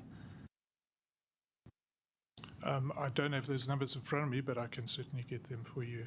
Okay. Okay, thank you. Also, sorry, just to add to that, it's the interest impact will be the timing difference from maybe 12 months moving the cash rather than on top of. Yeah, yes. And I will get those numbers. I appreciate that. It's just, I mean, when you have fixed numbers, finishing with sort of that sort of statement is not quite as helpful as it could be. But I understand if it's a very small amount. Sure. Okay. Also, just a couple of other questions. On pages 76 and 79, you have these quite intriguing maps, which is sort of the LTP work program by ward, and I think the other one is significant projects by ward, which is almost helpful. But unfortunately, it doesn't actually list the projects or the ward. Just having a map is sort of a bit of a teaser. Could you sort of circulate after the meeting what the projects and the wards are for that? In the significant part section of the report, they are listed. Are they? Oh, sorry. I must have missed that when I went through. Yep. That. Okay. And just lastly, with respect to Councillor McNulty's question on parking utilisation, in terms of attractiveness, is it, because I've been looking at this in depth, and I'm actually going to do some more analysis. I've asked for some more data around the parking. Is there any consideration? Sorry, would officers think that changing the price, lowering the price, or lowering the enforcement would actually improve the utilisation and the potential revenue? Kevin, yep.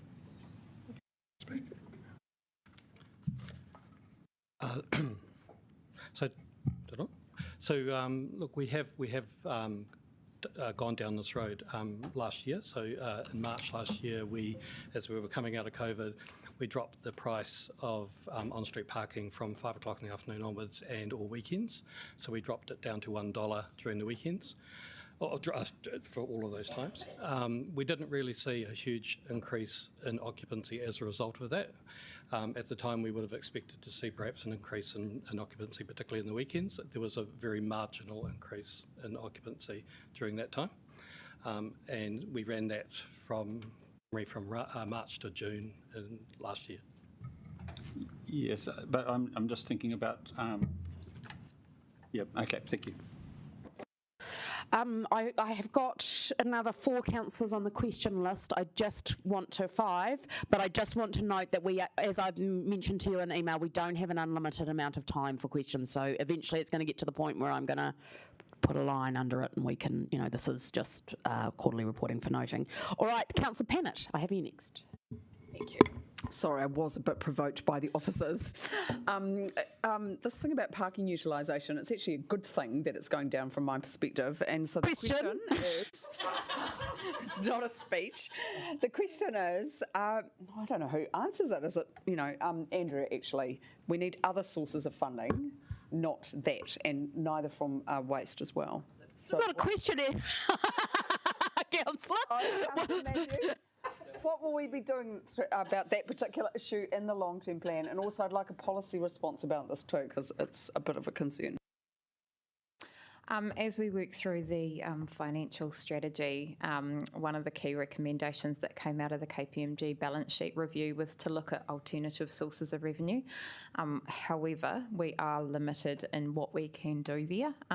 We have limited options available to us because obviously that's a local government issue. Our current options are rates, fees and charges, and some of the investment income that we get from our investments that we have, property leases and our share in Wellington International Airport. So we do need to look at, any other options that are available to us. There's nothing immediately that stands out to us, but we will continue to work through that as part of the financial strategy. And can I make a plea for no one else to provoke Councillor Pennant in the day after her birthday? Councillor Free. Thank you. Just going back to the Wellington water increase. And sorry if this is an obvious question, but I just want to make 100% sure I've understood it. So we're recommending to Council to bring forward $15 million from the next year's budget into this budget. I assume because it's already been spent. Is that right?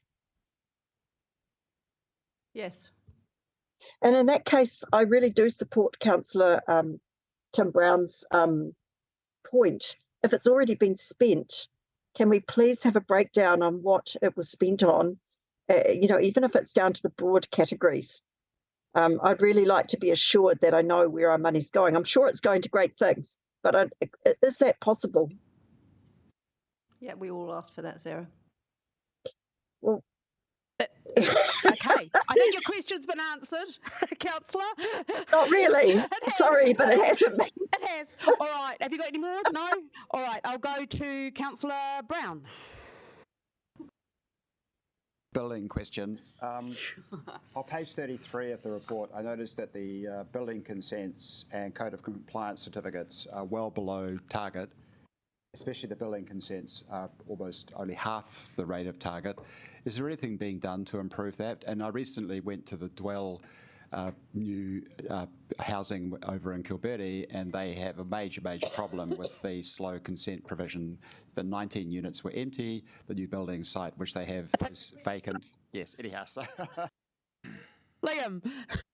Thanks, Madam Chair. Yes, so on the urban development section of the report, there's some information relating to building consents issued within 20 working days. And the comment in that relates specifically to an ongoing issue, in fact, we raised in the last council concerning structural engineering advice in particular. We have an issue that is systemic to probably the building sector, which relates to Wellington's unique seismic issues that it inherits due to its location. And so there has been some considerable efforts made to try to recruit and contract the engineering firms required to provide the timely advice that these building consent applicants need. Generally, however, when you look at if you take out our structural engineering consents, which are lagging behind and drawing down that general number of 58%, we are close to meeting the 20 days on all of the other types of consents that don't need structural engineering advice. So it is very much a pronounced issue relating to getting the right people out there to give us the advice and willing to give us the advice, because of course the underlying issue here is the insurance market is not covering structural engineers to the level and extent that they'd like to take the type of risk on for doing council work. Now this is council checks, so when resource consents come in with structural engineering advice, we have a check in place, and that check is about looking at the structural engineers applicants' information to confirm it's going to be a safe building. Councillor Chung. Thank you. Another question on parking utilisation. Is there any analysis on the periods of time when the parking utilisation is actually very low?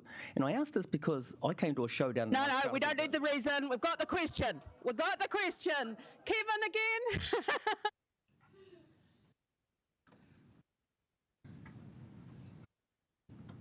Sorry, was your question...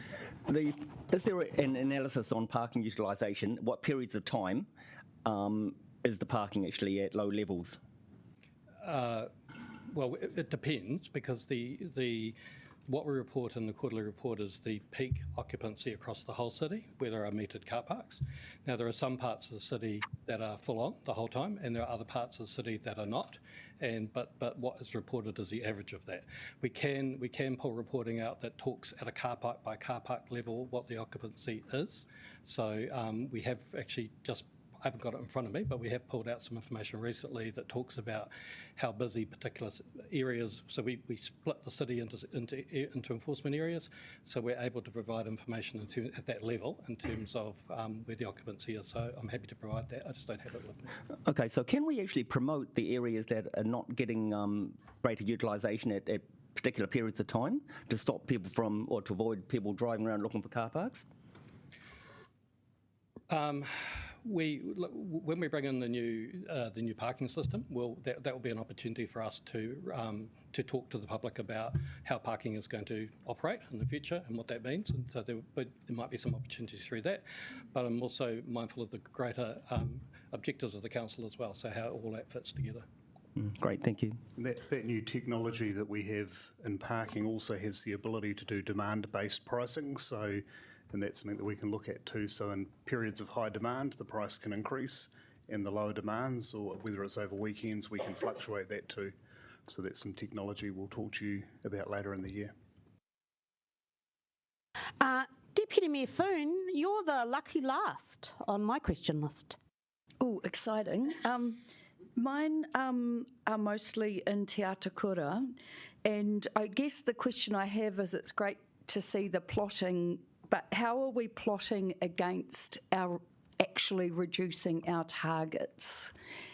And a second question for that, how is council going? It says there that we're not doing well on measuring our supply chain. So what's that looking like for the future? And I have one more part on graffiti, if I can. Okay. Yeah.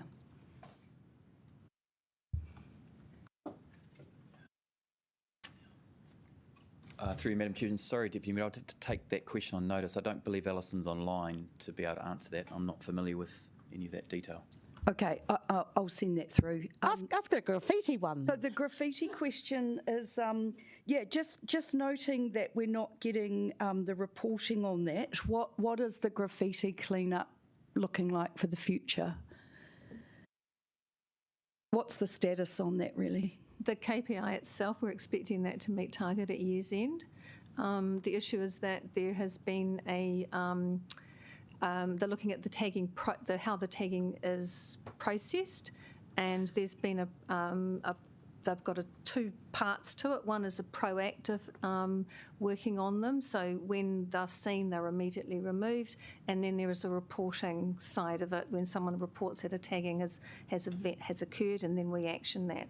So at the moment, they're trying to work the process out, and they're just quality assuring that data. So they didn't want to report when they didn't have complete assurance over the data, but they feel confident that the KPI will meet target at the end of the year. Yeah, that's a warning to you, Deputy Mayor. No more tagging. I've seen Loza written on walls around town. Thank you, Jocelyn and James. I am going to move this report, and Councillor Panovich is going to second, and I really won't say much other than to say to thank the team for their work and to acknowledge the range of significant challenges that we have in front of us, and also to acknowledge the vast amount of work that is going on across the council to take on those challenges. Much appreciated. Councillor Panovich, do you wish to speak as seconder? Off you go. I'll say something. A very interesting Q3 report, I must admit. We've got two sort of positions here. One, currently we were looking at a deficit up to this period, and then the next 3 months we're looking at a significantly bigger deficit.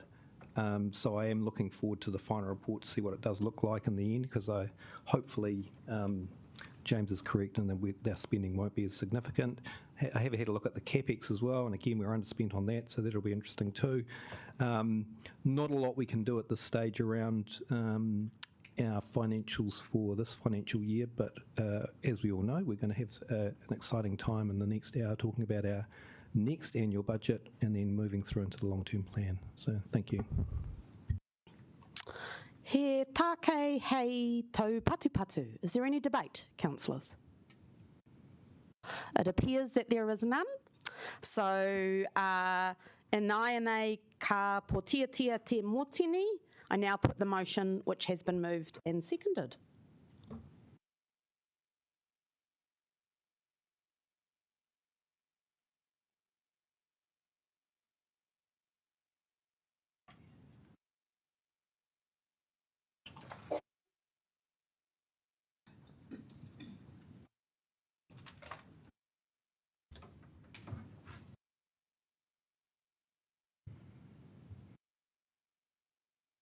Thanks, Councillor Calvert, and that is carried unanimously. Thanks, colleagues. We are getting through it.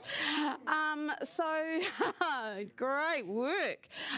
So we're on to the annual plan. I have asked Dem Services to get us printouts of where we're at with amendments that are going into the substantives and the amendment. Amendments, if any. I think there's a few, but so we're going to get that. So I think we'll keep moving. We don't need to take an adjournment for that. So no mai, Baz Kaufman, ki te horo I te kōrero. Please welcome Baz Kaufman to introduce the report and Raina Kiriyama to speak to the financials. Good morning, councillors. Look, we'll keep it reasonably short in terms of our introduction. You've received the papers and they're reasonably detailed in terms of the recommendations there and how we consulted. But just in terms of a recap, this is year 3, so in essence year 3 of the existing long-term plan that was adopted in 2021. Focus really has been on working on the program of work that we're going to deliver for the year, managing some of those cost pressures. There has been a little bit of rephasing to some of the capital program to deal with some of the market constraints. And the other thing, of course, is the user fees and charges that were included in the annual plan, as well as the rates remission and rates postponement policy changes. So in essence, quite a simple annual plan in terms of the number of annual plans that we've done. This one is reasonably simple in terms of the number of variances. In terms of feedback, we went out for 5 weeks, so we stretched that a little bit. Normally we go out for 4 weeks. This time it was 5 weeks, which was good. Good level of engagement, about 2,500 people visited the site. We had about 2,000 downloads and ultimately about 351 people made submissions, and 36 of those made an oral hearing. So that's pretty standard for an annual plan, perhaps a little bit lower than normal, but that's just a reflection of the nature of variances.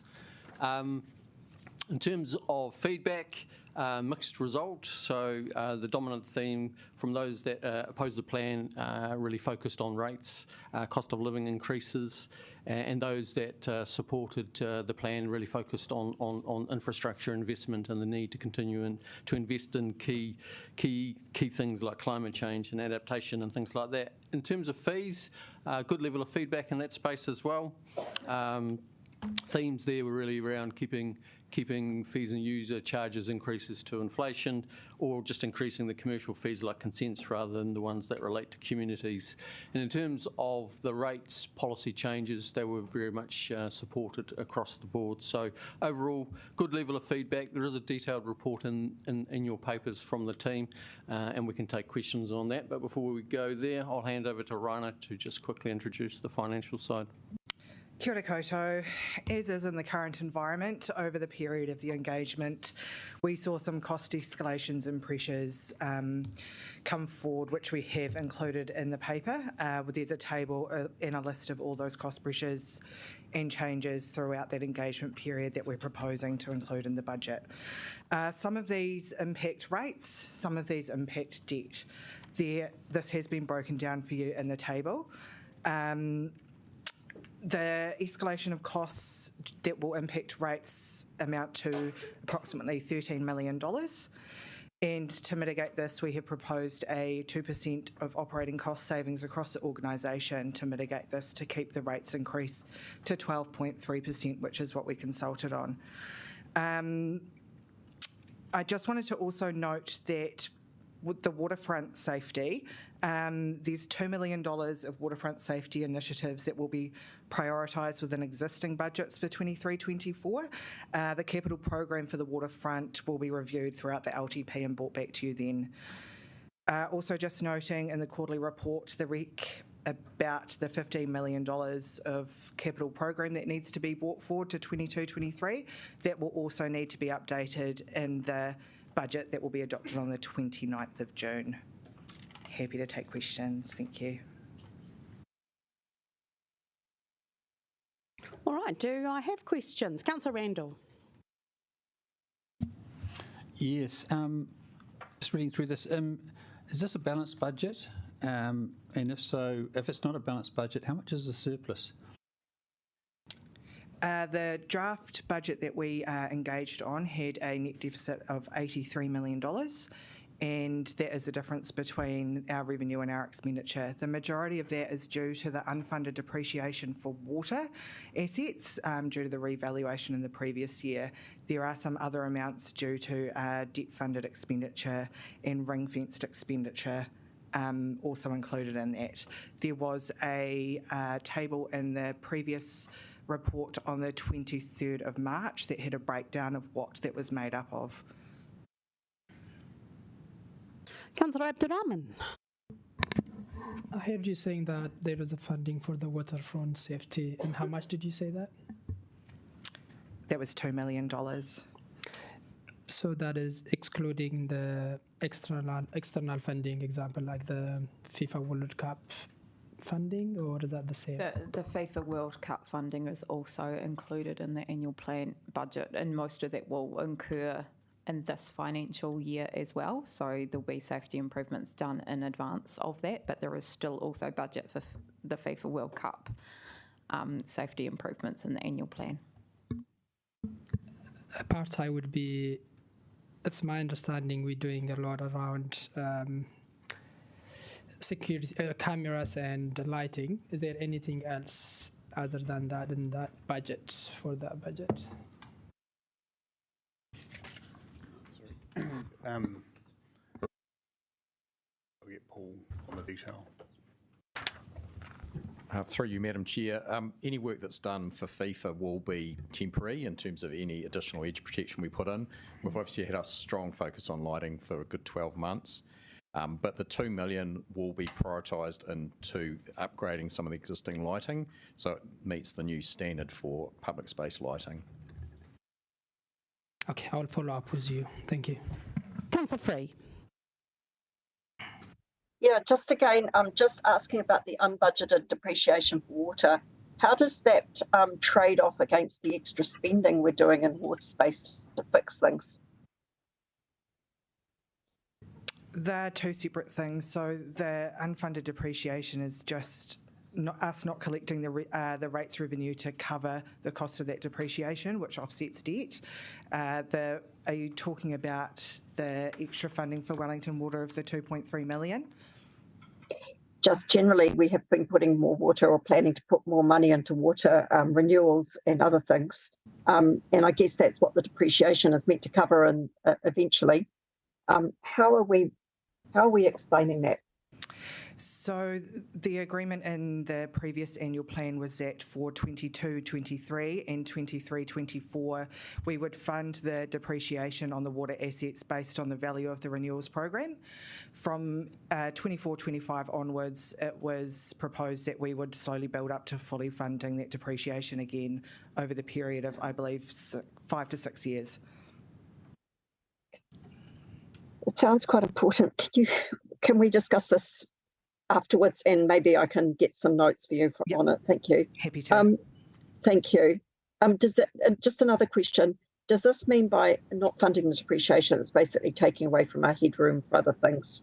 It's basically going on the debt. We're just not collecting the revenue, rates revenue to pay down that debt. Correct. Okay, thank you. I would like to understand this. Actually, what you said was very interesting, and I'd like it maybe in writing if I can later. Thank you. Sure. Thanks, Councillor Free. This was quite a big debate last year, so yeah, it's I remember, but I'm just bit of a refresh. It's sharpening up now. That's for sure. Refresh. All right, Councillor Wineta. Kia ora. First of all, just a process question. Is this the time to ask questions on amendments, or will that be later? That we'll do that later. Yeah, we'll do that later. Yes, sweet. So just on this in that case, so on that 2% cut of operating costs, what kind of scoping has been done with various business units within the council to determine what that will actually look like in terms of their delivery of service? For example, I'm particularly concerned about what that might mean for our council housing tenants. I can answer that, Councillor. We are going to take those decreases through our sort of like a consultancy and budget line that we have. We have made a commitment that there'll be no decrease in levels of service through taking those cuts. So what we're asking our staff to do is look for areas where they can achieve greater efficiencies and effectiveness within their existing budgets. If staff start to, feel that they're getting to a point where levels of service could be compromised, we will have a mechanism where we can look at those budgets and ensure that we're not doing that. Just to follow up on that one, will staff salaries, are they potentially able to be impacted? No, that's not. It's not taken out of the staff salary budget. Yeah. And just to update on that process question, what we'll do is do questions, then we will move the paper, and after that we will have opportunities to have questions on the amendments. As you see, you've all got paper copies. Councillor McNulty. Yeah, this is on the amended substantive, so is that okay to ask questions on now, or that? Go on. Just the 1 million of funding for mob cab that we will do. Can you just explain what that is covering in the calendar year? James. Through you, Madam Chair. So the process of preparing for the demolition of mob is quite significant in the effort required, surprisingly, and a lot of that is to do with the interdependencies of the various elements within Civic Square itself.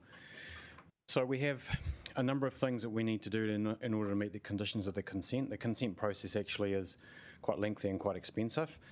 One of those is we need to do a detailed seismic assessment on the basement that is underneath where those two buildings are, and there is a potential for some structural remediation which may need to be done in the short term around that as well. That obviously links into interdependencies across the town hall and the library, and also across into the Capitol E building and the bridge over the sea. So unfortunately, when you kind of pick on one piece, you've got to think about all of the different pieces and how they all combine together to provide the information required for the consent. We also would need to provide a detailed interim plan for what we will do with that space until there is a new building potentially on that space, and so doing that piece of work as well is required. Plus there's a whole bunch of work required to pull together the financial and the option information as well that goes into that consent. So that's primarily what it's for. Councillor Randall. Yes, I just want to go to the actual community engagement.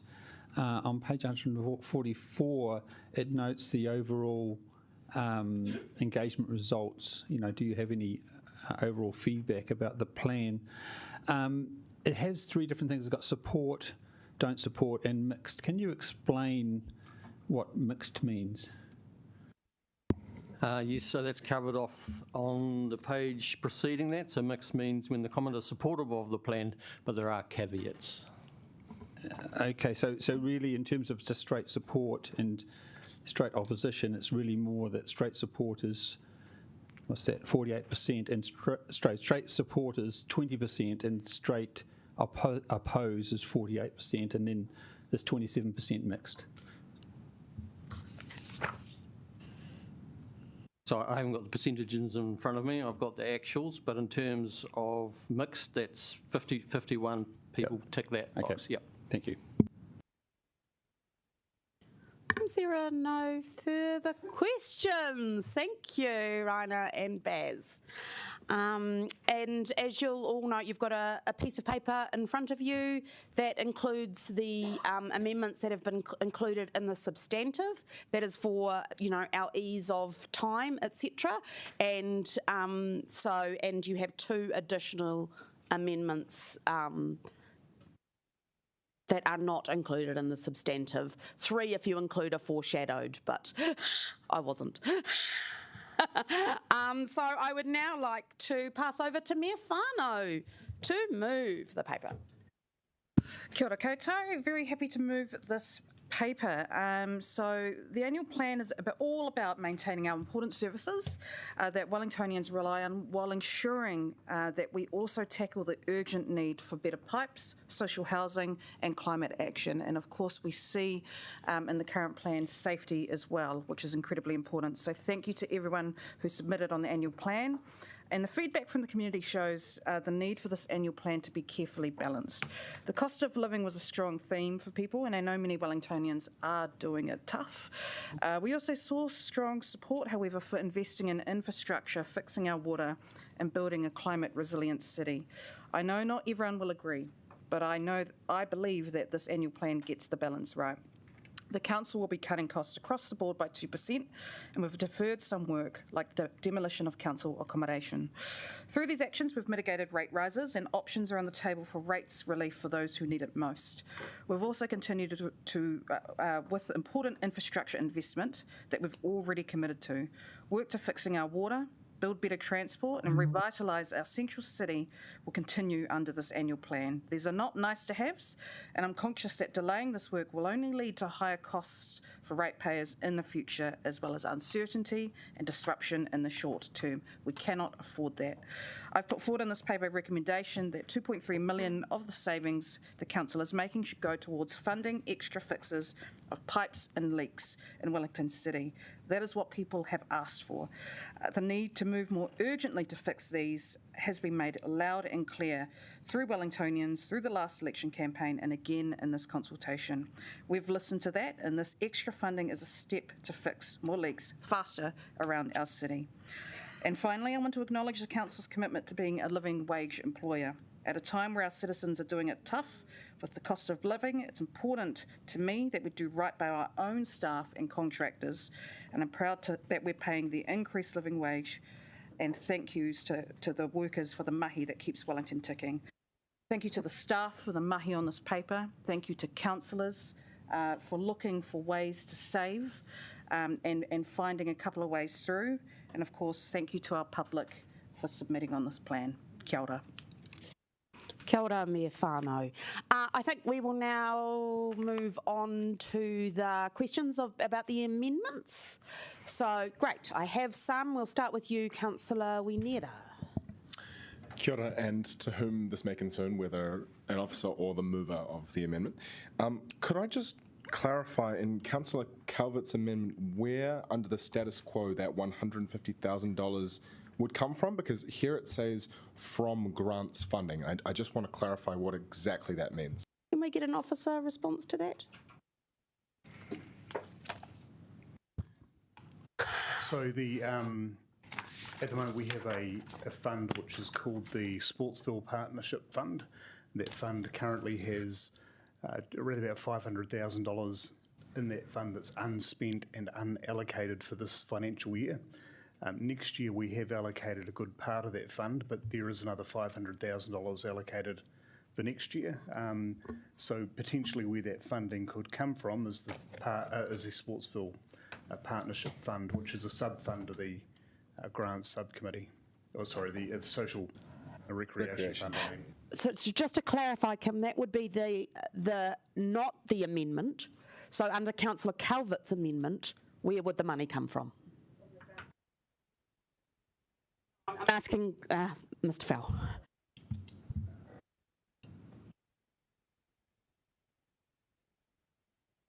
Too sure, actually. What's the answer on that one? It's Paul. Do you have a look at that? Sorry. One? It's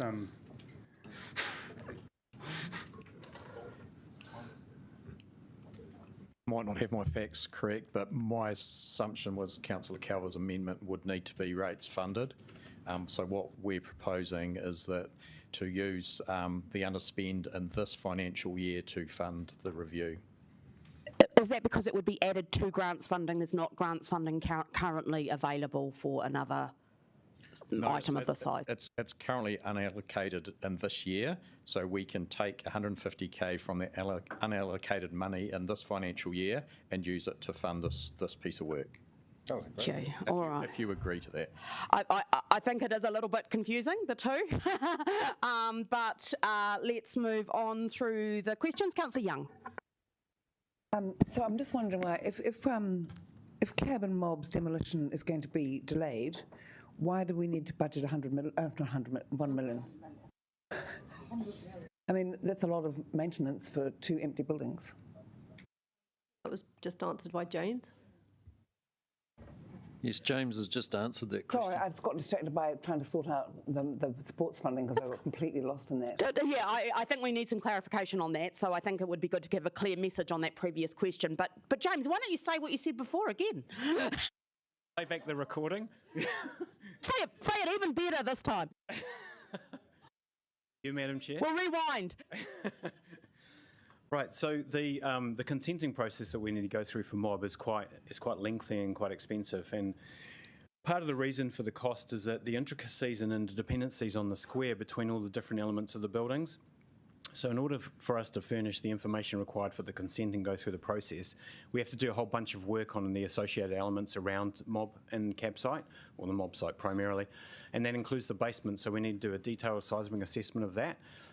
We have an expectation that there could be some short-term remediation that's required on that piece of structure as well, because of the condition that it's in. Yes, absolutely, because even when we are talking to third parties about development opportunities there, they want to understand what the state and condition of that piece of land is and what we are planning to do with it.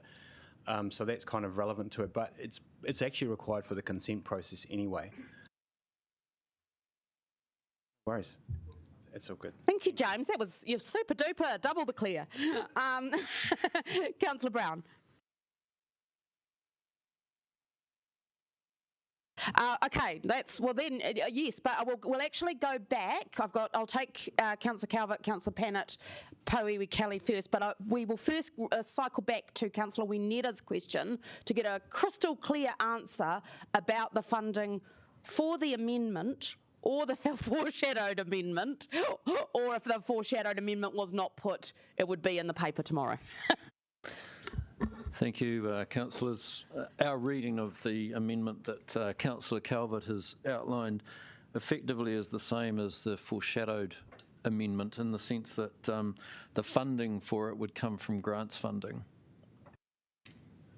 So I think what's happened is the amendment that was circulating from Councillor Calvert would have been from rates funding, but because she's added in from grants funding, it is in effect the same. It could be clarified, I think, between those two, the two wordings, and I think we could do that offline perhaps and talk with Councillor Calvert. Yeah, let's get through some of these questions and then have a little bit of an adjournment if we need to, or during the lunch break actually, most likely, and see if we can get some clarity on that.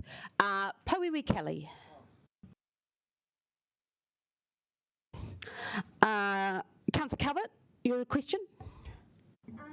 Yeah, it was just something Mr. Andrews said, and I just want to clarify the grants funding. You said from this current financial year, not next financial year.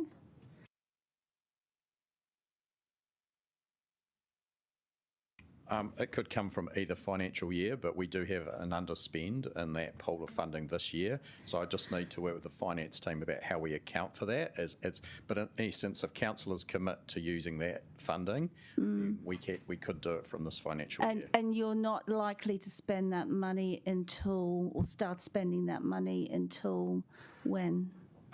If it was got approved, subject to, There's a specific criteria for that grants funding. We don't have, we have some projects that potentially could meet that criteria that we're in discussion with. Most of these projects have a long kind of lead-in time frame. One of the projects that we had funded, which was out at the polo ground, has essentially fallen over. So that's why we've got a more significant underspend this year. Okay, thank you. Right, Councillor Pennant. Thanks, Paul. Sorry, another question for you. Is it possible to do this any cheaper? And if it was internal staff time, what would the difference in cost be? The 150 is an indication of the cost that this type of review might incur. We want to work with the region. And we will be talking to the other councils about them also contributing to the cost of this review. We also will endeavour to talk to Sport New Zealand and whether they might contribute to it. They do from time to time fund work that's done regionally, so I don't have an answer to that question. But in essence, we've put that number up to that amount, but obviously we'll only spend what we need to on this review. But I think you shouldn't underestimate the amount of officer time that's involved with this review. It will be significant. Okay, point taken. Now, the other question I've got is around the Wellington Water one, which I do have some concerns about and have raised with the Mayor. Can I just ask if there was any further work done on this? So is the Chair of Wellington Water Limited happy with this? Thumbs up. So will it be a review of everything they're doing? No. So for all the cities? Siobhan? Yeah, sure. So we are planning to have it to be a very targeted, tightly scoped review, focusing on the service delivery by their alliance. So they have an alliance arrangement with Fulton Hogan. So that's what we're trying to understand is what we would be trying to understand is what's the cause of the cost escalation, if there's any opportunity to be more efficient in that service delivery. Okay, so I'm glad that the Chair's happy. The last question is a review really necessary? Isn't it about tightening up the service level agreements that we have with Fulton Hogan? Is it just more money that could be used to actually fix things? So I think that's one of the things that we want to find out. Okay, thank you. Councillor Abdurrahman, did you have a question? No, actually, it's a kind of a procedural questions when an amendment comes through and then the foreshadows come. Are you able? Is that process-wise okay to change the amendment after the foreshadow comes through? We'll come back to that issue, I think. Because we've only got a few minutes till lunchtime, but I think that would be good if we could resolve and get some clarity around this one. Councillor Chung. Thank you. I'd like to sort of comment on the first amended substantive. No, you can ask a question. Oh, okay. To Councillor McNulty. We're asking questions of officers. Okay, of officers. Did we not discuss yesterday when we had the meeting that I asked about the cost of actually putting playground equipment onto the grass area at the playground in Frankers Park? And they answered that it was prohibitively expensive. Did I not say that? I'm not sure that that's a question for officers of this amendment. And that's not really my recollection of what happened. Does anybody? Oh, Phil. Yeah. If I remember the question rightly, and I might be getting it slightly. I could remind you. But I think my response to you was that the playground that was being discussed was heavily bespoke, and therein there was an escalation of price as a result of that. So I wouldn't use any playground around the city as a benchmark for what, or sorry, the other way around. I wouldn't use the Frankers Park playground as a benchmark for any other playground costs. Oh, no, sorry. The question that I asked you yesterday was, because we've already bought that playground equipment, I actually just put that want onto to, the Councillor ground? Chung, can you just hold on for a second? I just want to acknowledge that the briefing yesterday wasn't public excluded, so I don't want to get into too much detail about that, and perhaps these questions could be taken offline during the lunch break. I don't think it's a sensitive question because I was just asking whether we could actually take the playground equipment that we bought and put it onto the ground, and I recall that you answered that it would be prohibitively expensive. Who's going to take this one? I think just in terms of the amendment from Councillor McNulty, that's the whole purpose of it, is to report back on what those costs might look like and what sort of solutions. So rather than trying to kind of answer that report back right here and now, that's the point of the amendment, to bring that back to Council. All right, I'm going to move on. We've only got a couple of minutes till lunch. Deputy Mayor Foon, I nearly demoted you there. My apologies. It was slightly easier. Sorry, Mayor. Just a query on the amendment for cab and mob, and I guess I just want to understand, will the amendment delay demolition significantly? And so just wanting to get clarity on that. And the second question is, will the plan be, if the amendment goes, if it goes through, will the plan be to continue to progress on the demolition as soon as we can in the next period? And will we make this part of the comms for this? Through you, Madam Chair. So yes, we will start the demolition on 1 July 2024, as soon as possible. But the reality is that it will take some time to get to that point, because as I was outlining before, it's quite a complex and a lot of work required to actually get to that point. So we feel that it makes sense to move that funding out to that financial year, but we would want to get on with it there and then, because the danger is we do not want to open $500 million worth of Town Hall and Te Matapihi with a demolition site in the middle of it. So we've got to get that piece of work done before those two things open at the end of 2025. Sorry, can you remind me of the second part of your question? I guess it was the broader question of how we'll be communicating this to the city. Right, so my thinking is to work with Anna Calver and the engagement and publicity process she's working through, a city in transition. Is that correct? Yeah, it's correct, Tim. Thank you. So we'll be communicating through that process. I think that's a good way of identifying all the pieces in context and presenting all that, at once to people. Right, thank you. Councillor Brown, quick one. I had you on the list. Oh, great. All right, I don't actually have any other questions, so we are going to now break for lunch, and we will come back and resume with debate on this paper. So half an hour. Thank you.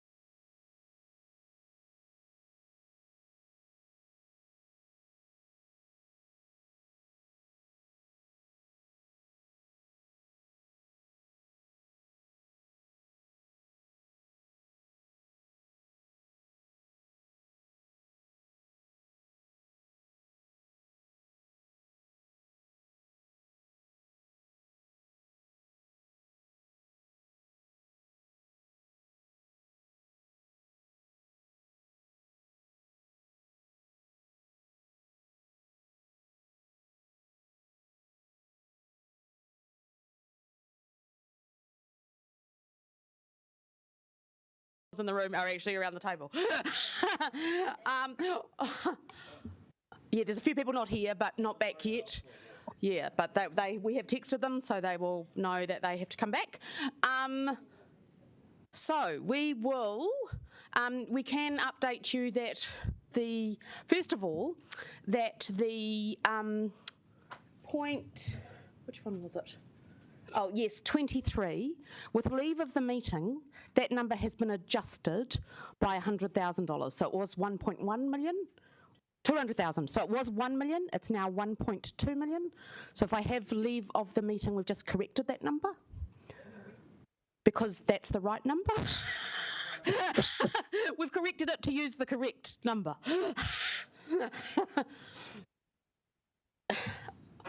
Okay, so there's leave of the meeting, we'll do that. So that's in the amended substantive. And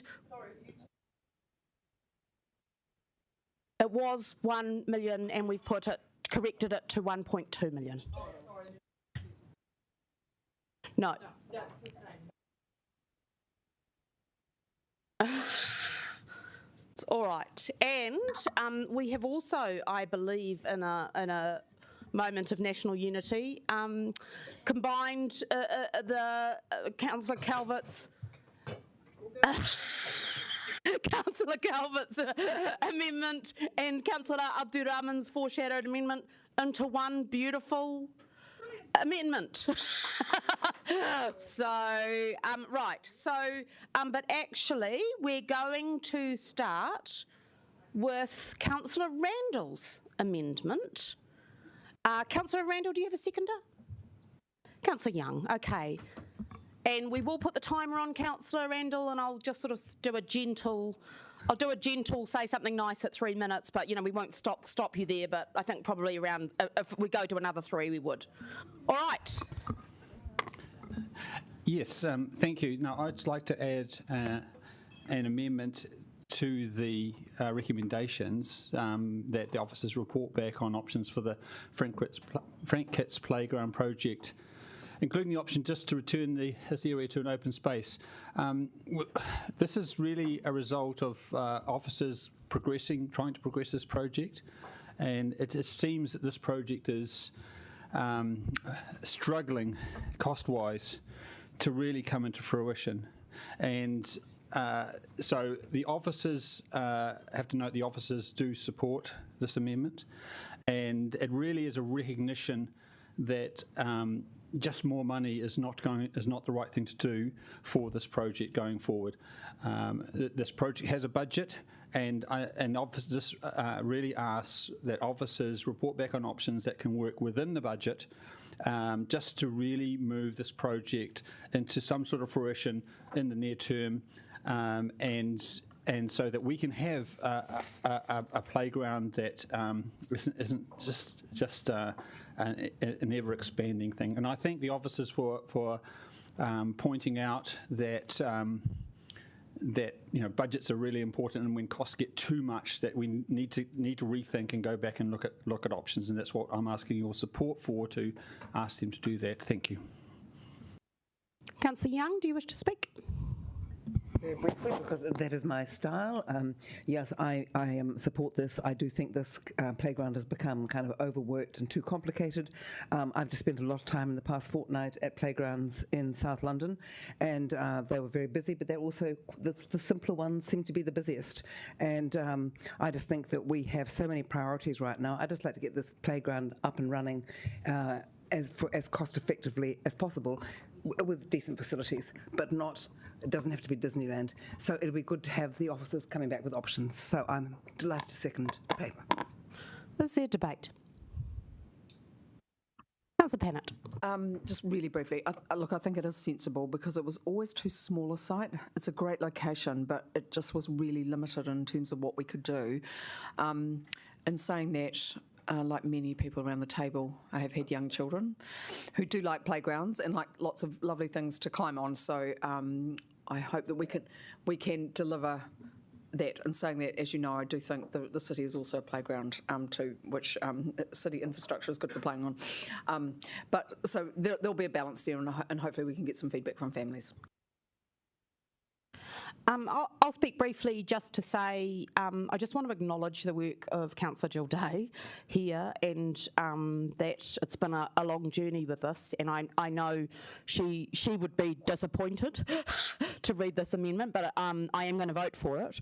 But I guess voting for it doesn't indicate that I have actually given up on the idea of doing a playground there, and I would also note, despite costs, that there was a real model here in terms of accessibility and also partnership with mana whenua, and it would be very disappointing to not see those things come to fruition. Councillor Chung. Thank you. I'm going to vote for this amendment, but I think that when you look back on what happened in the last council and the decisions that were made then, it is quite a different world to what it is now. I have never actually seen so much debt and so much expense going onto items, and I think that this is not the time to be spending excesses. So I'm going to vote for this. Thank you. So concise, Councillor. Is there any further debate? Councillor Randall, do you wish to write a reply? Yes, thank you, councillors, for your apparent support. I do know that there's lots of, sometimes people wonder how these things really come about in terms of making changes to these directions on these projects. I do want to reassure everyone that the support of officers is crucial. I've learned to understand that as a new councillor, and the officers have been great in supporting and providing information. And I think this is one of the key ways where we can progress and get some of these items tweaked. Some other items are much more agenda-driven, but I think coming to a pragmatic conclusion on most of the stuff is the secret for going forward. So thank you very much, and I think this helps flag to the public what's really going to happen. Thanks.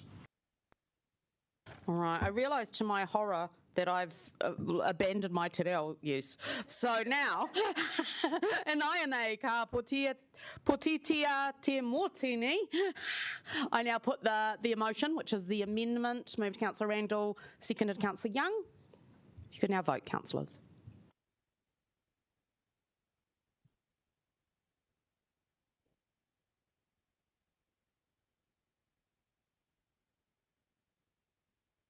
Carried unanimously. Thank you for your work on this, Councillor Randall.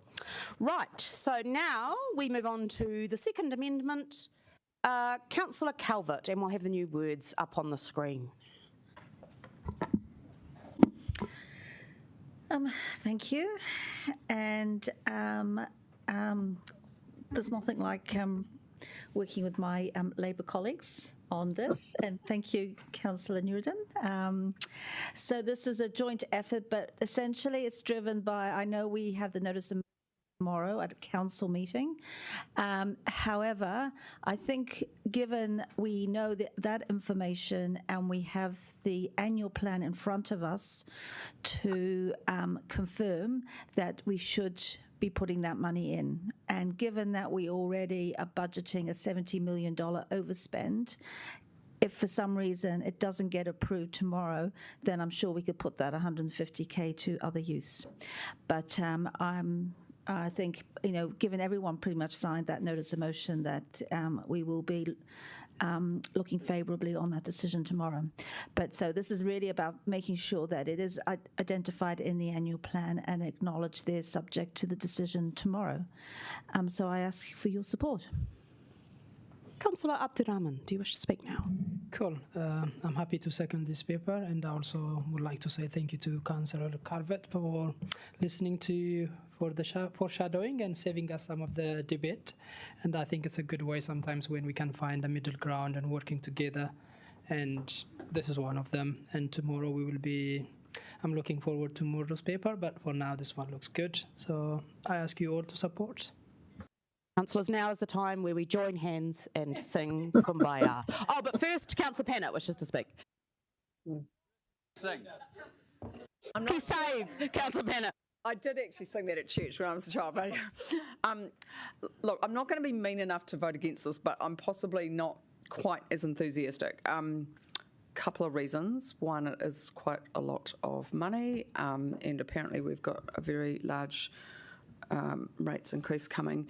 And secondly, I just don't want, there's actually three reasons. Councillor Chung also raised the point that actually we might not have as much room to move as we think we do.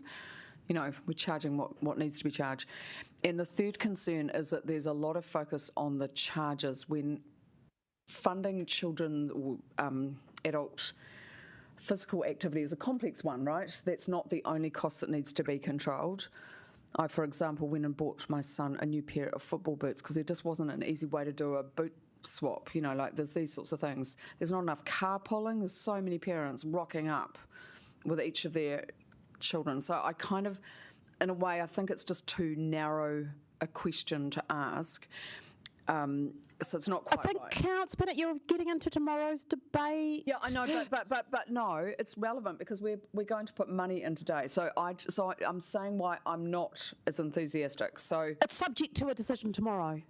Yeah, but it's still putting money into the budget. So I'm just having my piece, Councillor Matthews. Thank you. Thank you so much. I wouldn't expect anything less. Councillor Free. Thank you, and look, I really do thank Councillor Calvert for bringing us to this meeting where we're discussing budget.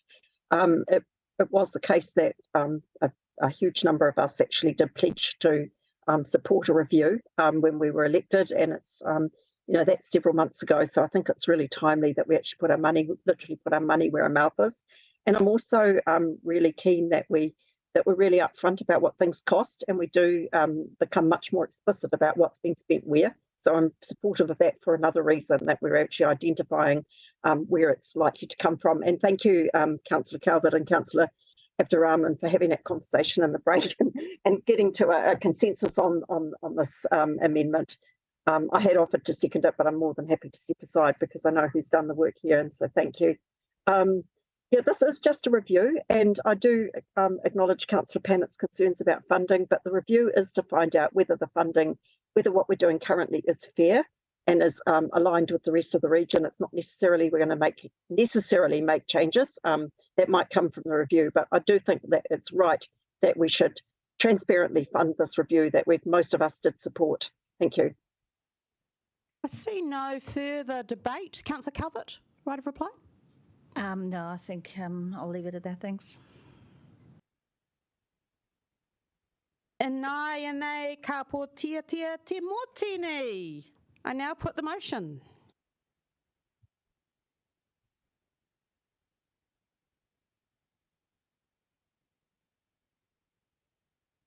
Oh, look at that. Beautiful. So now we've cleared those amendments. We are back to the substantive, and would anybody like to speak? Sorry, can I just ask a process question? Yes, you may. Yeah, sorry if I missed something, but I thought Hutapara was a pause, and then did you just decide as the chair just to put it in? No, so basically there was an amendment that was coming through from the ward councillors to stop the pause and to return the funding back into the plan, and so we decided for simplicity to include that in the substantive. If councillors wish, they can take it separately and vote on it, but now is the time to debate that and all of the other parts of the amended substantive. Yeah, I just thought generally, I thought you needed an acceptance from the table. Was that right? No, I think it's the chair and the mover and the seconder. So yeah, thank you. So debate. Councillor O'Neill. Kia ora, I think you already know what I'm going to talk about. The Huitapara Park is such a strong part of the Eastern Suburbs identity, and I strongly encourage all of our colleagues across the table here today to support putting and retaining that money back in and progressing with Stage 2. You will have seen on all the fantastic collateral we were handed out for ward councillors. This is an example of Southern Ward, and we've got here one for the Eastern Suburbs listing the top projects in this year's annual plan. And we've got for the Eastern Suburbs, Kilburnie Park Recreation Centre, Paniki Poniki Bike Network Plan, and the Huitapara Park. So I'm up until about seven days ago, that was the kind of agreed method forward that we would be progressing with Huitapara Park in this financial year. And I think it's only fair to work with community and make good on that promise to retain hui te para in this year's annual plan. I'd like to thank both of my ward councillors, in particular Tim for his attention and liaising with the hui te para group, and an ex-ward councillor, Sean Rush, for his advocacy, and he sent a few emails out on behalf of Rosie Residents Association. It was nice to see him again this morning.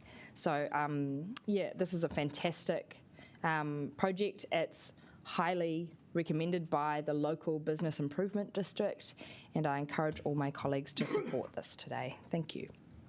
Thank you. Councillor Calvert. Okay, so I am going to agree with this annual plan. I'm particularly keen to see community facilities and the focus on that. And I think that's really important. That's part of our core business of a council that no one else will do. So that's why I'm always very happy to support those opportunities, because that's what people actually expect us to do. Having said that, we are predicting a overspend of this budget of $70 million. Last year, it was, or this current year, it's projected to be 68 million. 2021 was 49.5 million. And in 2019-20, it was 8 million. Before then, we used to balance our budget. So I am going to agree to this one, but I really think we as a council need to take a serious look at our long-term plan. We cannot carry on not having a balanced budget, because we're only just kicking the can down the road. So we have got to cut our cloth accordingly. And so now I hope that over the six months that we will all work together and we will find compromise. We won't agree on everything, but we have to find some changes in levels of service that we are offering, because we can't keep basically, buying the groceries now, putting it on the credit card, and expecting others in the future to pay for our food. So it is a bit of a sombering note to say I'm going to approve it, but I'm pleased to see that we are putting it in support for those local community facilities. Thank you. Councillor Free. Yeah, I think Councillor Calvert's made some really excellent points there about this isn't the community facilities are quite important, and especially when they are supported so strongly by the community. And, the eastern suburbs has a very good track record of actually finishing extremely well the community projects. And I'm just thinking of the Wersa Bay Yacht Club, which was largely community funded to the tune of about $3 million. It's gorgeous. The Lyell Bay Surf Life Saving Club, which was community funded, and then a government grant and some money from Wellington City Council. And there are actually a lot of examples where our community in the eastern suburbs has worked very proactively and very successfully to finish projects. I didn't initially support this project. I was a bit nervous about it, felt that, this is a long time ago now, felt that we were quite committed in this space. But actually the architect that's behind this is the same architect that worked on the Strathmore Community Centre, which is amazing, just simply amazing. So I'm very confident, having sort of had a bit more time to reflect on it, that the money that we're spending isn't huge here, but the benefit that will be gained will be quite large and substantial. Lyell Bay is one of our premier beaches in Wellington. It's a nationally renowned surf beach. It's a beach that's suitable for all age groups, and there is a lack of facilities, particularly facilities for the disabled, which is part of what's going to be redressed here, and facilities for our teens. So we have a lot of families and a lot of teenagers in the east, and this down this end of the our community, plus the skate park and other things, is really going to make lots of positive places for teens to enjoy.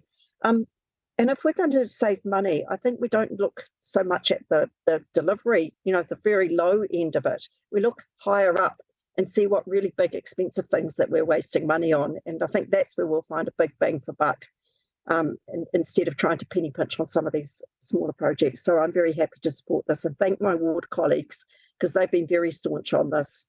And, they really deserve the credit for doing the work with the officers and with the community representatives to put this very realistic proposal back on the table.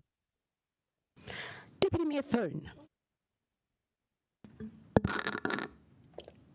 Yeah, just a big thanks to officers and councillors for all the work that's gone in, and just want to acknowledge that you've all been out talking to your communities to help us to get to this stage today. I do want to acknowledge the organisation for bringing forward the 2% savings. I think that is massive, and it is going to impact. I'm pleased to hear you've got a strategy around it, but I just want it to be acknowledged that you are going to work that into the system. So we just want to thank you on behalf of the city for that mahi. Kia ora. I also want to acknowledge the living wage, and Mayor's already done that, but just that it is no better time to be a living wage employer, and I'm very proud of that for our city, but also for our CCOs, and want to thank all the councillors that helped worked on that to get a solution for our CCOs in the earlier committee. Kia ora. Cab and mob, I'm happy to support this recommendation, this amendment for this, but I must say I'm not a fan of leaving those empty buildings there in the heart, in Te Ngākau, the heart of our city.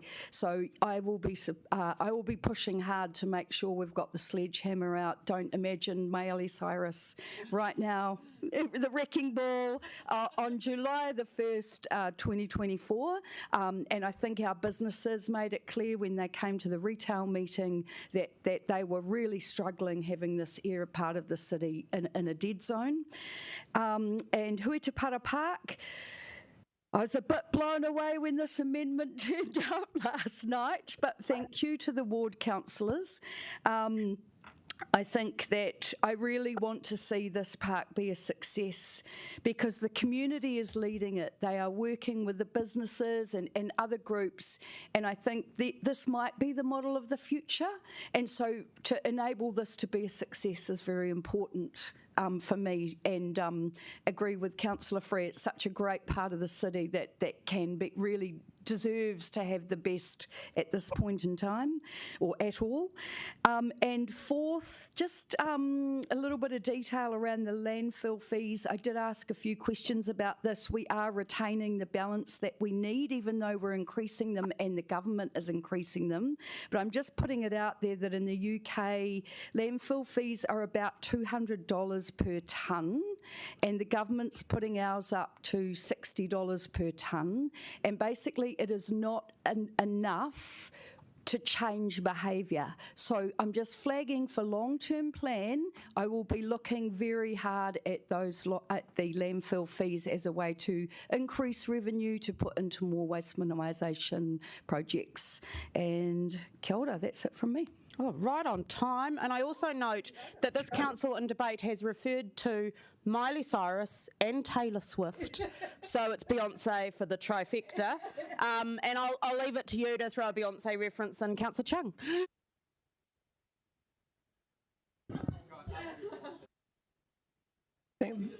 Thanks very much. No Tina Turner here. I'm a little bit conflicted about this, and so you all know that I'm trying to save every dollar that I can and looking at any expenses. Now, we've got an 83 million deficit, and that is really horrendous, and I think that it's just irresponsible to consider spending more money when we're so much down the hole. I do like the Lyell Bay project, and I was impressed when they did the presentations, and I think it's actually a good thing. So the mob and cab, I believe that we all seem to be very, very keen to get out the sledgehammer and go down there and destroy it, and because we don't like the look of empty buildings. But in fact, I've actually talked to several developers, and they said there is interest in it. We are interested in looking at it. So I think that we should actually pursue those first.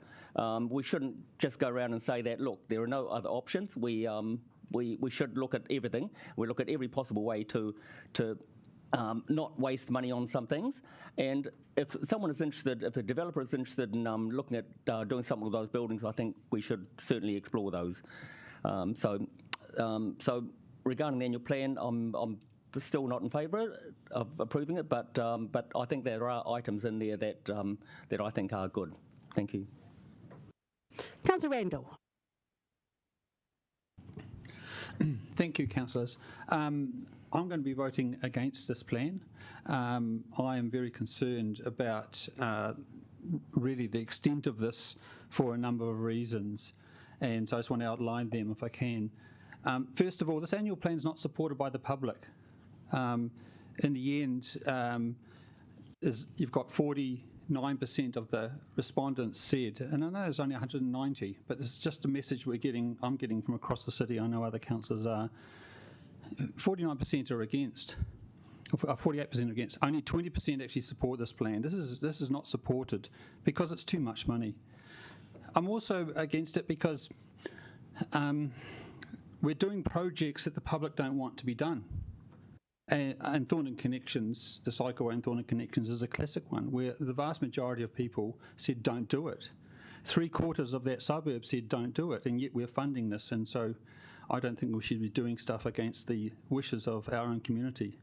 I'm against it because we're funding Let's Get Wellington Moving, which is just a black hole of projects which seems to be out of control.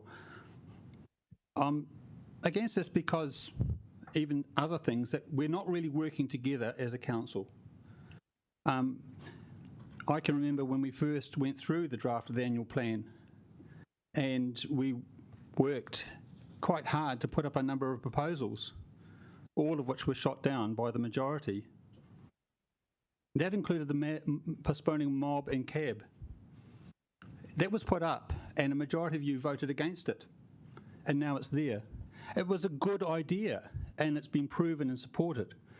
And I think it's a bit disrespectful to Councillor Brown, who put that up. He found that savings, and now it's here, but it's not come here in the way that it should have been come here, which is as a united council, as a council that's worked together. And I'm against it because we've got an $83 million deficit. We've got millions of dollars of projects that we're funding, not by charging our ratepayers, but by charging the next generation.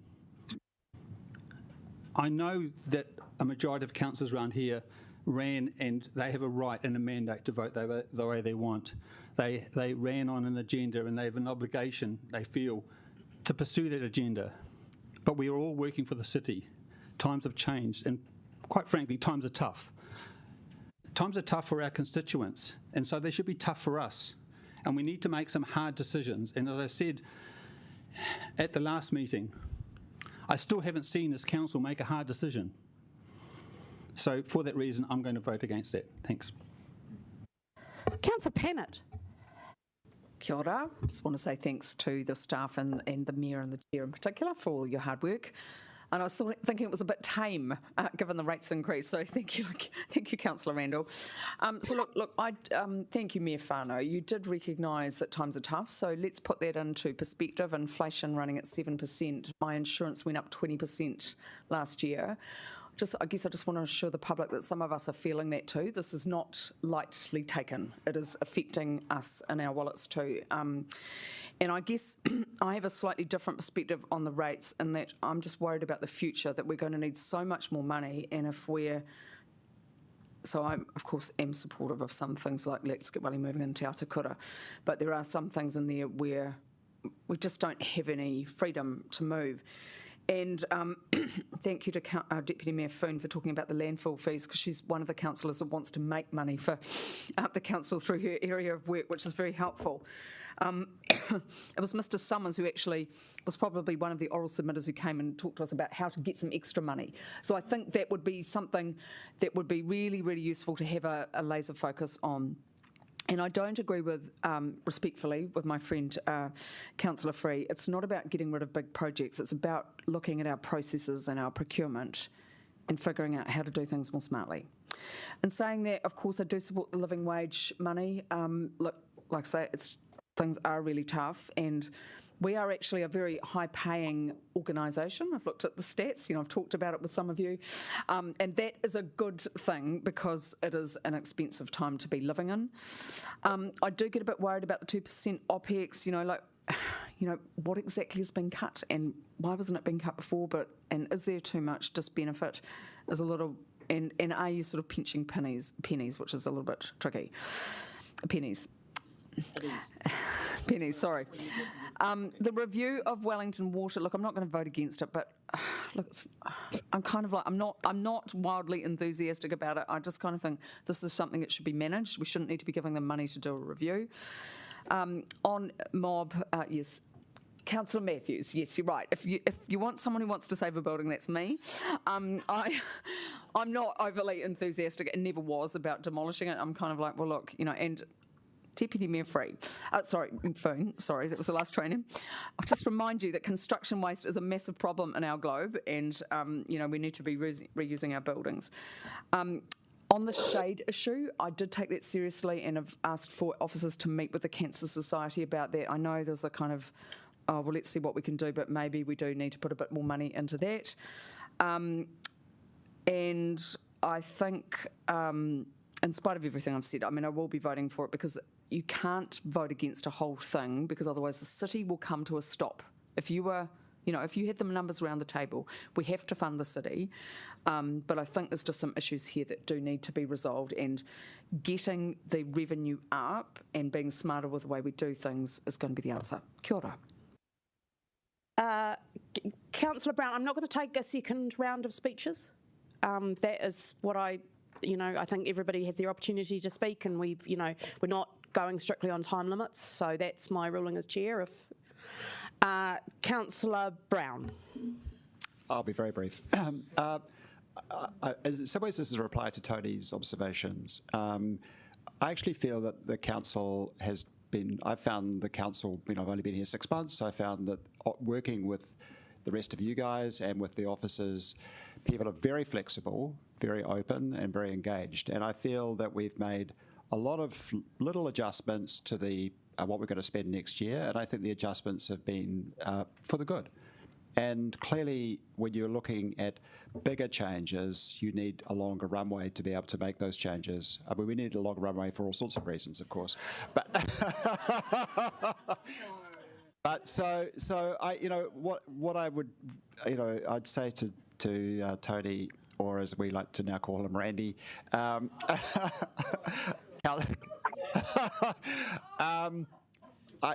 think we can all work together on the LTP, because I think that's really where the changes are going to come about. I totally, agree with Tony in respect of many of the Let's Get Welly Moving initiatives, but I think we need longer to work on them to see improvements. And so I'm personally happy to support the budget as it now is, because I recognise that it's a creature of the structure of council and the rigidities and how things actually work within council land, and spontaneity is very difficult. But because it shouldn't be, we shouldn't be a spontaneous organisation. Things should be considered. There should be strategies and policies and plans and whatnot.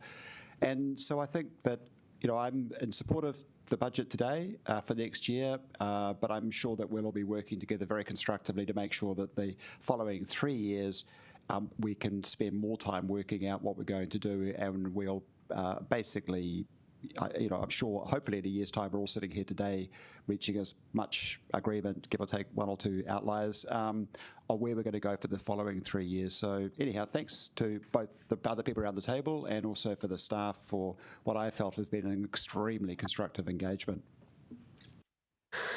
Councillor Young. Right, thank you. So, obviously I do support some things in the annual plan, but fundamentally I endorse everything that Councillor Randall has said, so I won't repeat it. I'll just say ditto. So many people are suffering with the cost of living, with their mortgage rates, with insurance, and I just think that this council has not cut its cloth according to our ratepayers' means. I'm really worried about the financial situation and the legacy of debt we are leaving for future generations, because we're simply spending too much money. And I want to send a clear signal. I know there are possibly only 2 of us voting against this, but I want to send a very clear signal to people that I think the council is spending too much money on some projects which don't have to be done now. I completely support the postponement of the demolition of Mob and Cab, but overall, I can't support this, so I'll be voting against it as I did last year. Councillor Abdurrahman. Kia ora, friends. I'm absolutely voting in support of this, and as a first-time councillor, when I look at this and the things that we are doing, even though in some areas I might have a question in the future, always there is a space for improvement. Looking at the living wage, how we are increasing to support our most vulnerable community members. Any society is measured by how they look after their most vulnerable. I think this is addressing that, even though it's a very difficult time. And when it comes to rate increase, it's not something that we just say, yeah, we are doing it. No, but it's something that we have to do and has been underfunding for a very long time, not doing the hard things. And time is tough. When you don't do tough things, it's going to get more tougher. That's why we're making the tough decision of increasing the rate and making it the right decision at this stage. My comment regards to we're not working together, I humbly disagree with that. I see we are working together in actually this is one of the best from my understanding, and that is the communities outside as well. Always when they ask me, how you guys doing? And nothing is coming out. Even when notice of motion, just like the one yesterday, which 6 councillors put us through, we didn't say anything. We respected your right to do those things. And that shows we are not projecting negativity. And the affordable sports team that's coming tomorrow, all of us signed to it. That is a sign of working together as a team. And the mayor now, she put it 2.3 million increase for Wellington Water. We all support it. I think that is working together. So I think we need to work more on the positivity that we're working together, and then we can get better. Long-term plan is where we're going to have hard discussions and working together. I think let's focus on that. This is good, and the officers as well. I think so far we're doing good together. Go ahead. Kia ora. Councillor McNulty. Kia ora. Thank you to the staff and team for putting this together. It is a significant amount of work and it doesn't go unappreciated by the councillors sitting around here. I think I'll just mainly focus on pulling out the positives for the Tōtōpū Northern Ward, as we've often talked about Wellington's greatest ward. 181st most popular shopping destination on TripAdvisor. I believe. But look, the Granada North Sports Park is being delivered. That's fantastic. I wouldn't be here if I hadn't run on that issue, and I honestly thought that I'd be fighting in this first annual plan budget to retain that investment. That's going to be an incredible facility. It's going to be one that future councils keep adding to and investing in, and becoming sort of a new central sports hub for Wellington as a whole as our area grows. So I'm really stoked to see that. We're opening a door on a return to Frankett's Park and having something there in summer that is so vital. Our waterfront has suffered from it, young families have suffered from it, and I'm really stoked that we're seeing that. The worst pipe in Wellington, in my humble opinion, Middleton Road, will be replaced. There is a water main project and funding in here. Go drive down Middleton Road and see the hundreds of potholes because that asbestos concrete is leaking on a weekly basis, and it's just sort of a bad joke, almost worse than Stride, currently in the community. So I'm really stoked to see that funded. And of course, living wage increases and some more support for our CCO. So there's some really good stuff in there that I'm stoked to see. I do share actually some of the sentiments with Councillor Calvert around as what we look ahead to. It's clear we don't have the revenue tools as a city council to actually carry out all the responsibilities that we're statutorily required to do. That has become so evident in the 6 months here, and it would be fantastic to see some change from central government around that to support us. But it does put us in the horrible situation of, do we look at service level cuts? Auckland just looked at it and 40,000 people told them to get stuffed. Well, then do you look at assets? Do you look at rephasing your capital projects? Do you put debt into IFF? None of these are easy or kind decisions, but we do need to be cognizant that they are going to be coming up in the LTP, and that it's essential that we do make all trade a little bit of ground so that we can continue funding our really high quality council facilities that we have in the city. We have fantastic libraries, amazing pools, incredible staff. I see it every single day when I use it with my son and my family. I'm so thankful for the organisation, that the work this organisation does. and we want to make sure we continue that. So I do feel it does keep me up a little bit at night. Auckland's the canary in the coal mine, but we're coming for a similar debate. But I hope that we can come together in that LTP process, prioritise the really important things for Wellingtonians, continue to do amazing work through the City Council, and I'll be happy to support this budget. Kia ora. Councillor Panovich.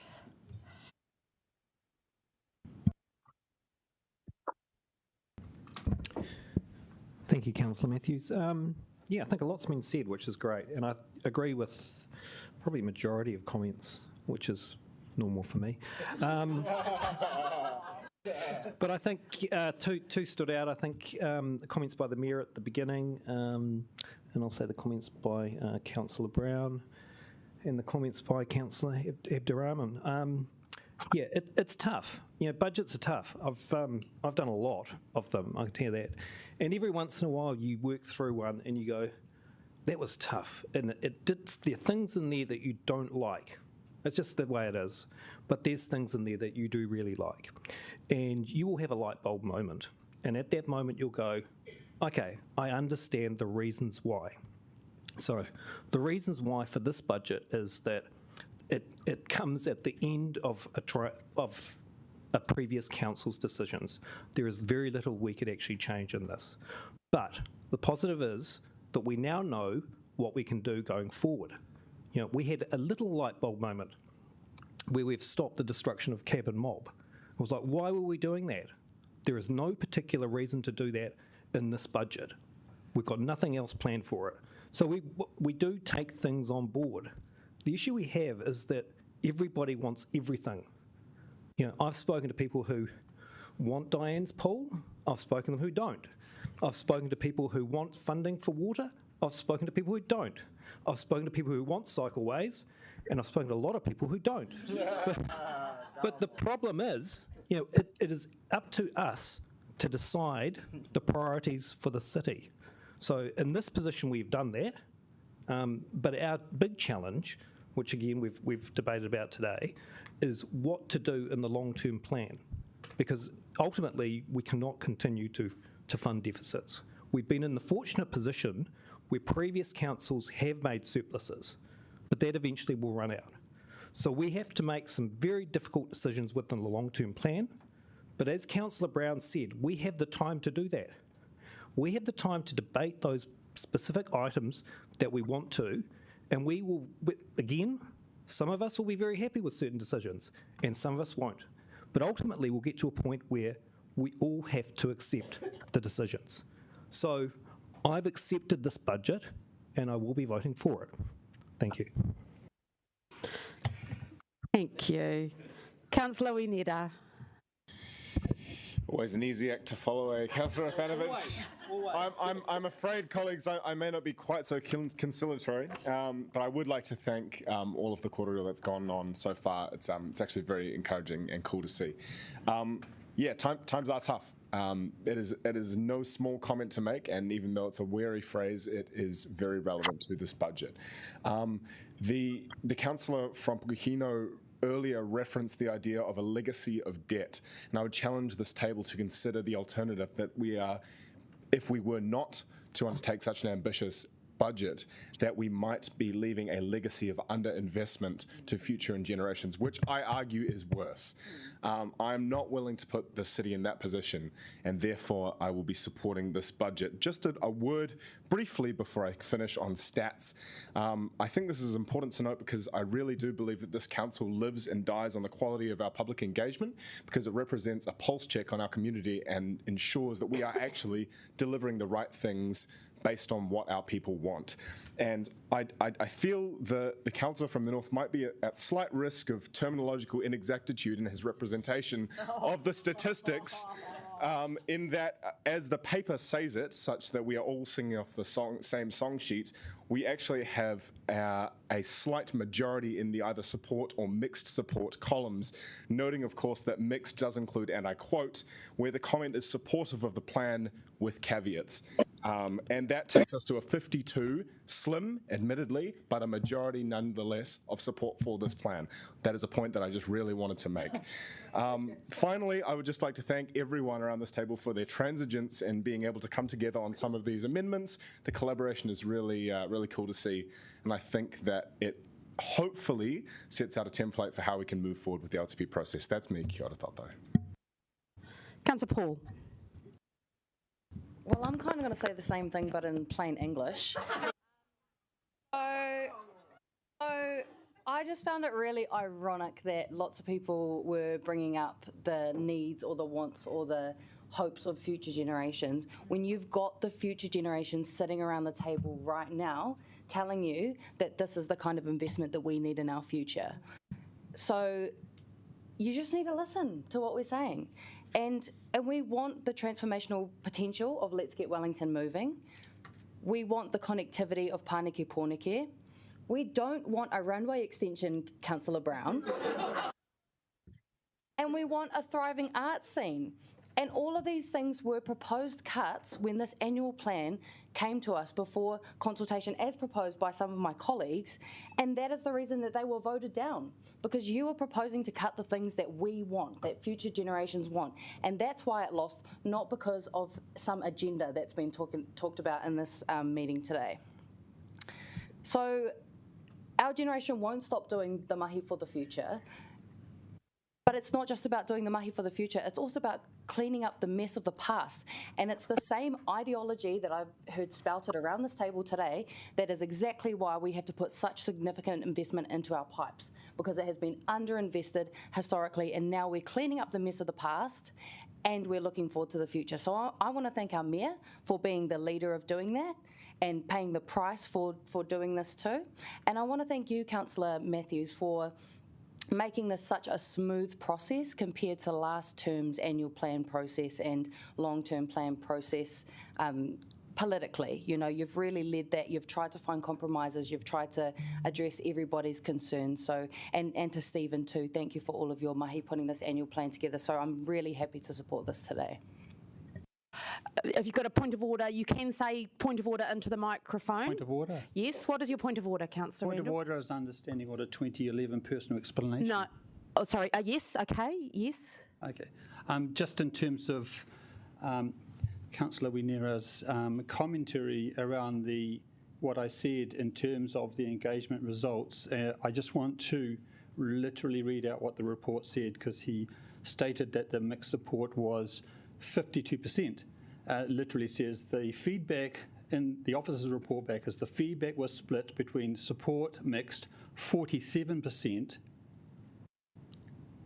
and those opposed to the plan 48%. Thank you.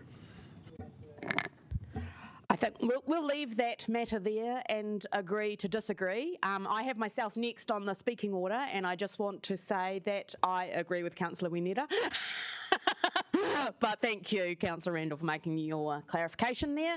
I just wanted to say briefly, we haven't had a whole lot of thank yous, and I appreciate that, because actually what we've had is a really great debate about the issues and with quality contributions from everybody, so thank you. But I guess I just wanted to add some thank yous. I would like to start by thanking all of you.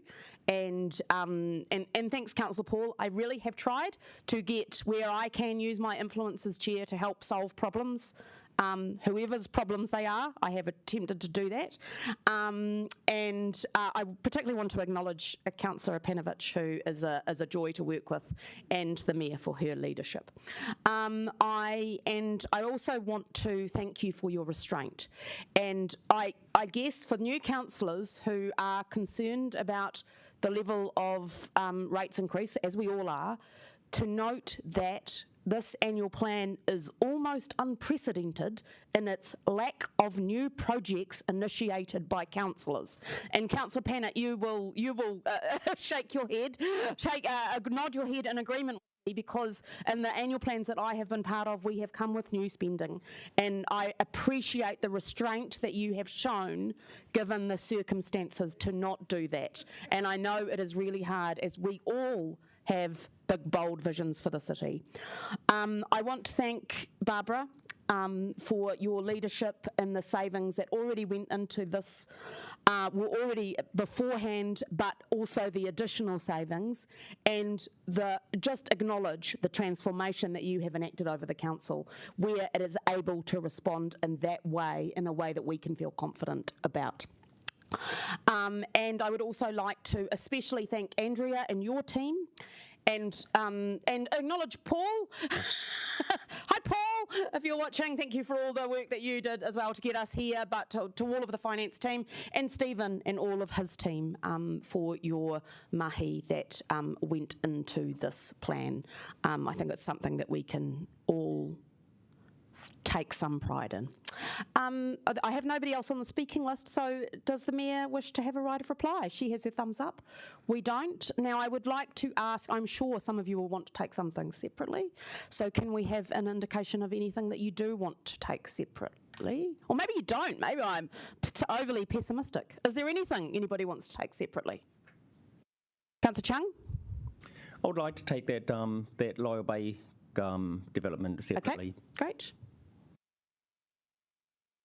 All right, but so we'll do that. Can we do that first and then do everything else? Yeah. Okay.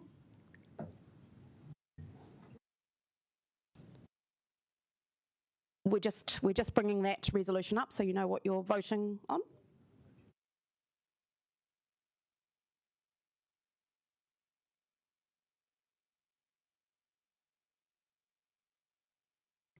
That is number 23 we're taking first.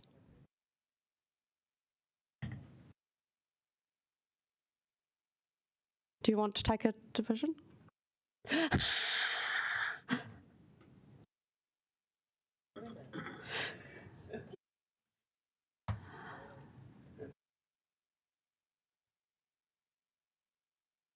Yay! Oh. We took it separately and we voted unanimously for it.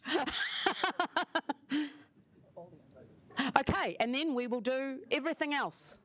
Presumably somebody wanted to take it separately so they can vote against everything else. All right, all the rest.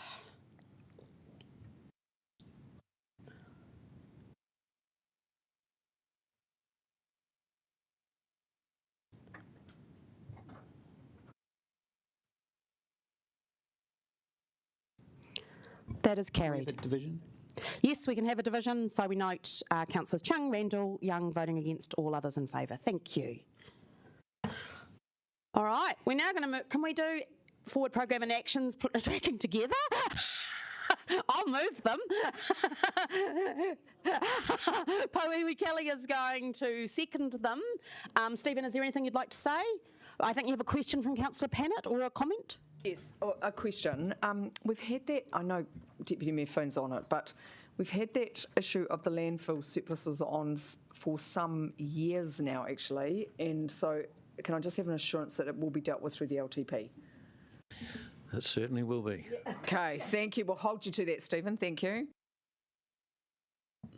Right, we will put those.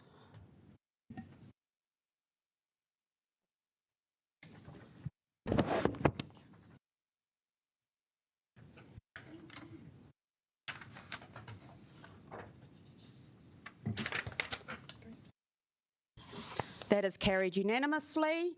I will now close the meeting with a karakia. Oh, we did them together. We're so fast. All right.